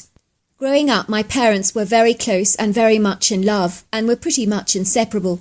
We were a very close, loving family, but things fell apart when my dad was tragically killed riding a dirt bike in the countryside with a friend, and it would seem his bike lost traction and went hurling down a rocky embankment, while my dad's body was flung violently into a tree, killing him instantly. This happened when I was about 18 years old, and it shook our family incredibly hard, and I don't think any of us ever came to terms with his tragic sudden demise, because while you learn to live with tragedy, you never really fully come to terms with it. When I was about 30, after I was married, my husband purchased our old family farmhouse from my mother so that we could raise our 2 kids there and give them the fabulous outdoor life that we had heartily enjoyed ourselves at their ages. My brother Neville was a surgeon in Houston, Texas, and expressed no desire to buy the family farmhouse, so I was the one privy to buying it, and I snapped it out without a second thought. My mother remained in rural Kentucky, but she did value her independence greatly and didn't want to live with us, so she chose to move to a very attractive apartment block in close proximity to our farmhouse so that she could regularly visit her grandchildren, which is what she invariably did. Her apartment was on the ground floor with its own patio and large sliding doors, which overlooked the magnificent views of fields of pretty pasture where horses were frolicking and grazing happily, and in the far distance you could observe the hilly elevations of statuesque mountains rising up in the blue firmament like masterful giants, and on the rear side of her apartment it was flanked by a vast area of dreamy national forest that was accessible to the public with generous hiking trails and was superbly maintained by the Forestry Commission. My mother was in her 70s, and so she was lucky to be living in an apartment block that was so expertly managed by a fastidious, very scrupulous young manager called Christopher Ball, who ensured that the running of the apartments was plain sailing and assiduous. He ensured that the individual terrace gardens always looked exquisite with colourful seasonal flowers alongside perfectly manicured hedges and meticulously mowed lawns. Little did we know that behind the closed doors of my mother's apartment lay a deep, dark secret that was festering away and gradually getting out of control, and was something we were obliviously unaware of, because every time we would pick my mother up from her premises, we were never invited into her apartment. At that time I never smelt a rat, as I should have done, but thought she was so eager to see her grandchildren and wanted to get going, which was why she was always eagerly waiting for us in the car park to collect her. Little did we know that her smouldering secret was not going to remain suppressed for very much longer. One day I received a rather peculiar and strange telephone call from Christopher Ball, who said my mother's problem was getting way out of control and was actually attracting rats. He told me that the residents were very concerned about the huge infestation of vermin on the premises. They believed wholeheartedly that my mother was entirely responsible. As you can imagine, I was befuddled, because I had no idea what Christopher was talking about. But I quickly made my way to the apartment blocks to find out what on earth was going on. Why in the world would the residents believe my mother was inviting rats to the premises?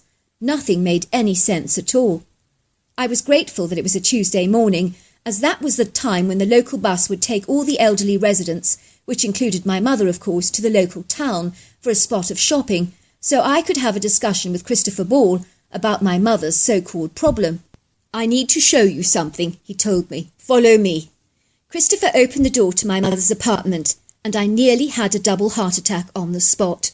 My eyes grew as wide as saucers, and my mouth dropped to the floor at this rude, horrifying awakening.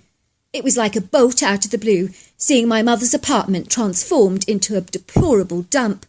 My mother's stinking apartment was so crammed with stuff from every single nook and cranny that you could barely even enter the premises, and I'm not kidding either. I was shocked because there were piles of newspapers and books piled on top of each other like the Leaning Tower of Pisa, and they were absolutely everywhere. Apart from being a fire hazard, it was also potentially a death trap, because one knock in the wrong direction, you could be buried alive under a bunch of very heavy junk. Then, of course, the obnoxious fumes from dust, mould and venom scat were also a dreadful health hazard. It was incredible that my mother could breathe in this place. My mother's gritty, gross apartment was littered and cluttered with all kinds of articles, so many I can't even mention them. Boxes, plastic bags, and pretty much everything that you could even imagine to think about was stacked into hazardous high piles, and I was horrified to see that my mother was not even sleeping in her own bed, because even her bed was piled up with all kinds of odds and ends, and worse still, even her bath was full of bags of clothes, accessories, and kitchen gadgets. I realised to my amazement that my mother wasn't even having baths. She was being unhygienic, and was sleeping in a little corner of the room, almost like a vagrant. It was like I was walking into a rubbish tip, and I was completely floored and outraged that she was living in such objectionable conditions. I could hardly believe it. I personally was finding it difficult to breathe in her apartment, so I don't know how she could. It was so stuffy and rank, and the whole house smelt of sewage. It was so disgusting. How on earth had my mother lived like this for so many years behind our back? No wonder the neighbours were complaining about a rat problem. How and why had this happened, I asked Chris. I had no idea my mother was living in such squalid conditions. She hid this so well from us. "I'm sorry," said Chris. "I had no idea she'd been hiding the secret of hers from her own family. It invariably happens sometimes. It's called hoarding, and it's a condition where a person forms an attachment to everything she owns and simply can't let go of anything. Many of the residents here have observed your mother going through their dumpsters and examining piles of their rubbish to retrieve things that they've thrown away, like old ice cream cartons and plastic cutlery, for example. You see, a hoarder can find 100 reasons why the finished toilet roll should not be thrown away, because one day it could be useful for a school science project or something like that. They always find a reason to keep all kinds of crazy stuff that you and I would throw away instantly." "What am I going to do?" I said, looking at Chris with a hopeless, defeated expression on my face. "This has completely got out of control. And how could anybody live like this? It boggles my mind. I am well and truly stumped." "You need to get a counsellor to work with your mother as quickly as you possibly can, so we can help her throw this stuff away, because it is a huge health hazard to all the people in the apartment block. We need to follow the procedures, because your mother could have a mental breakdown if we just threw away her trash behind her back. You see, it's very likely she's attached to all her things, and will be very reluctant to part with any of them." Before long, a specialist in hoarding problems was actually working with my mother, and I was mortified to see how obstinate and resistant my mother was, as everything that the therapist suggested she throw away, she invariably found 101 reasons why the object in question was still exceedingly useful to her. "I need those," she said, pointing at the plastic cutlery we were trying to throw away. "What if I go on a picnic sometime?" I couldn't believe that this was actually my mother, the very same woman who raised me to be so particular and who got so upset with us as kids if my brother or I so much as left a thing lying on the bedroom floor. But now she was the one living in a house of horrors. There was dust absolutely everywhere, on every available surface. Odours were virtually cemented into the carpet. A couple of dead rodents and a lone raccoon were found lying deceased, and their bodies dried up, buried and pressed down beneath piles of magazines. The carpet was now threadbare and had been devoured by hungry moths, and the apartment was teeming with roaches, beetles and rats.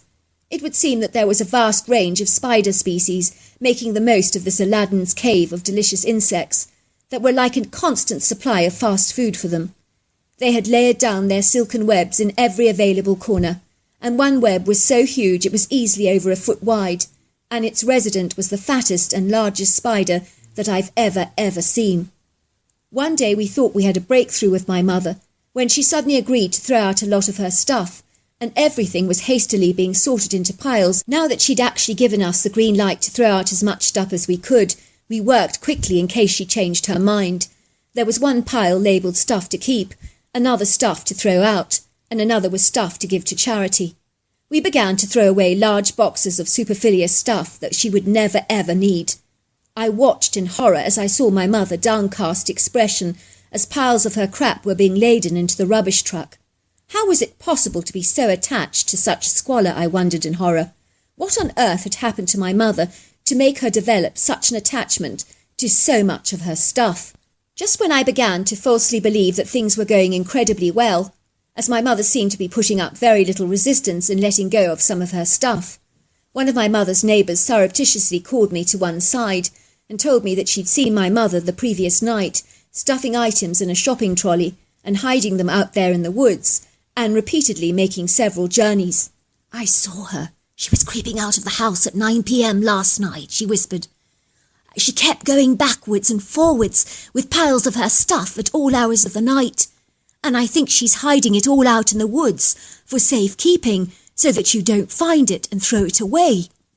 I was absolutely devastated to hear this alarming news, and so I made my way to the wooded area to observe how much stuff my mother was actually hiding from us. As I ventured ever closer to the woods, I could hear this loud rustling sound, and strange, rather animated chattering voices, and something in my head told me to tread very quietly and to remain hidden, which is exactly what I did, and I don't even know why I did it in the first place, but I did. I made my way behind one tree and quietly tiptoed to another and then to another, until I found myself in a perfect position to observe what was actually going on. It was here that I could see piles of my mother's trash, but it was who was going through it that startled me the most. Oh my God, I thought to myself, hardly daring to believe what I was actually seeing. It's Bigfoot! And better still, there were two of the critters, and I was able to observe them without being seen by them from only yards away. It didn't get better than that. How often when I was a child had I longed and yearned for an encounter with the hairy humanoid, and here at my mother's apartment block, yards behind her property, were two of these extraordinary creatures going through my mother's rubbish with animated enthusiasm. At least someone found her crap good. I was so spellbound by what I was observing that all thoughts of the immediate task at hand all disintegrated as I watched these critters with a mixture of total awe and wondrous amazement. "So you are real," I muttered under my breath. "I knew you were real." I was so excited and my heart was fluttering with impetuous eagerness of a young child at Christmas opening their stocking. I felt the same level of rapturous excitement, and I'm not kidding either. I stood there holding on to the wide trunk of a very large tree and peering ever closely to watch the Bigfoots, and they were so comical as they dived through my mother's stuff with such a passionate zealousness. I could tell they were really fired up as they rifled through things, and when they didn't know what something was used for, they would launch into this heated discussion together that sounded rather like gibberish, and they would speak to each other backwards and forwards for a very long time. One of the creatures was female because she had pert hair-covered breasts and was easily over 8 foot tall, 4 foot wide, and about 900 pounds. The other creature had a male energy about him, and although bigger than her, I sensed he might have been her son. He was about 9 foot tall, 5 foot wide, and easily over 1,000 pounds. They were both covered in long flowing chestnut hair, and they had those typical cone-shaped heads and overlong arms, so typically seen in Bigfoots. But one thing you never ever appreciate until you actually observe a Bigfoot for the very first time is just how extraordinary colossal these creatures actually are. I noticed that they were built like giants. They were very powerful, strong, lofty and majestic, and in my opinion, magnificent, awesome creatures. The female was examining an old handbag, and she had absolutely no idea what it was used for, and proceeded to try it on her head, but immediately took it off, realizing that the mouth of the bag would never ever fit her large head. It seemed that the critters had a heated debate trying to decide what the handbag was used for, and they couldn't come to an agreement about it. The creatures rifled through various containers, and when they found a plastic container with a lid that held all kinds of odds and ends, one of the creatures made an ooh sound and became incredibly excited. They looked at each other with a look of animated enthusiasm on their faces as they suddenly realized the storage benefits of such a container. I imagine they realized that they could store nuts or fruit in such a box, which seemed like a good idea to them. They discussed the container at length, with jubilant looks on their faces, and their passionate ardour was so charming to watch and observe, and it moved me to the core. When they came across 2 frying pans, they banged them together as if they were some kind of a musical instrument, and they were so pleased with the clanging sound that the pans were making, and seemed incredibly thrilled with them. The creatures seemed to think most of my mother's stuff was absolute rubbish, which they were right about, of course, as they threw aside magazines, bottles, and all kinds of clothes. The Bigfoots finally settled for the frying pans, a plastic container, and a large shopping bag, which they put to one side to keep. Yet for a very long time I watched them chattering away excitedly to each other as they continued to discuss the items in the trash. They would pick up the item, feel it, examine it, and even smell it, and then they would chatter away excitedly together about the object, as if they were pondering what a human would use a thing like this for, almost like it was some kind of a history lesson or something. After a long while I heard a very loud wood knock coming from a fair distance away, and the female immediately responded to the knock with a long drawn-out whistle that reminded me very much of a bird that I've often heard in the forest before. The 2 critters grabbed the objects that they'd selected from my mother's trash and glided back into the woods, and they moved like a seamless wind with such agility and grace. I imagined that a member of their family had been calling out to them. I stood there for a moment in utter silence. I was so stunned and overwhelmed by what I'd seen that I burst into happy tears.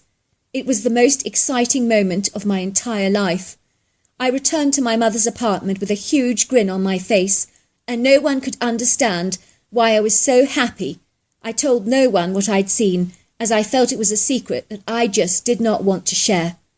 To cut a long story short, my mother did end up receiving counselling and was finally able to throw away all of her trash. My husband and I refurbished her entire apartment and laid down a brand new carpet, and we brought my mother a brand new bed as well, with the cosiest, most sumptuous bed linen. When my mother saw how exquisitely beautiful and spacious her home was, she actually broke down into fits of tears. She was so joyful. "It's so beautiful," she gasped. "I can't believe all the space that I have now." After the counselling, my mother changed and really got her life back in order, and now she keeps her apartment fastidiously clean and has adopted 2 gorgeous cats. The therapist believed my mother's excessive hoarding was an extension of the grief at the loss of my dad after the tragic accident on the back of his dirt bike. I asked my mother if I could keep the picture I found of my dad on his dirt bike, and I took it home and placed it on the refrigerator. Imagine my surprise when my young son Mark turned to his sister Lucy and said, "Mum has a picture of the man we've seen on the dirt bike." I looked at my children in shocked disbelief. "Have you seen this man before?" I asked them both in surprise. "We've seen him a few times riding his dirt bike on our land," said my son. "We did not know who he was, but he always smiles." I smiled to myself. My 2 children had seen their deceased grandfather on our land riding his bike, and it didn't get better than that. So there you are. That's my story. Thank you so much for that incredible story. And it is true, they do say that hoarding is something that happens to people, and often as a result of a tragic loss of death of somebody that they love. It's a way of coping and holding on to things and not wanting to let go. But it's wonderful that your mother managed to find the help that she invariably needed. Well, hello there. I hope you enjoyed the Omnibus edition. We've got many more coming our way for you to listen to. Sending you love wherever you are in the world, in North America, Canada, Kenya, wherever you may be. I send you lots and lots of love. Thank you for listening to my omnibus, and I really do hope you enjoyed it, because that's the whole idea about it, is to give you some interesting stories to listen to. So until next time, goodbye and good night.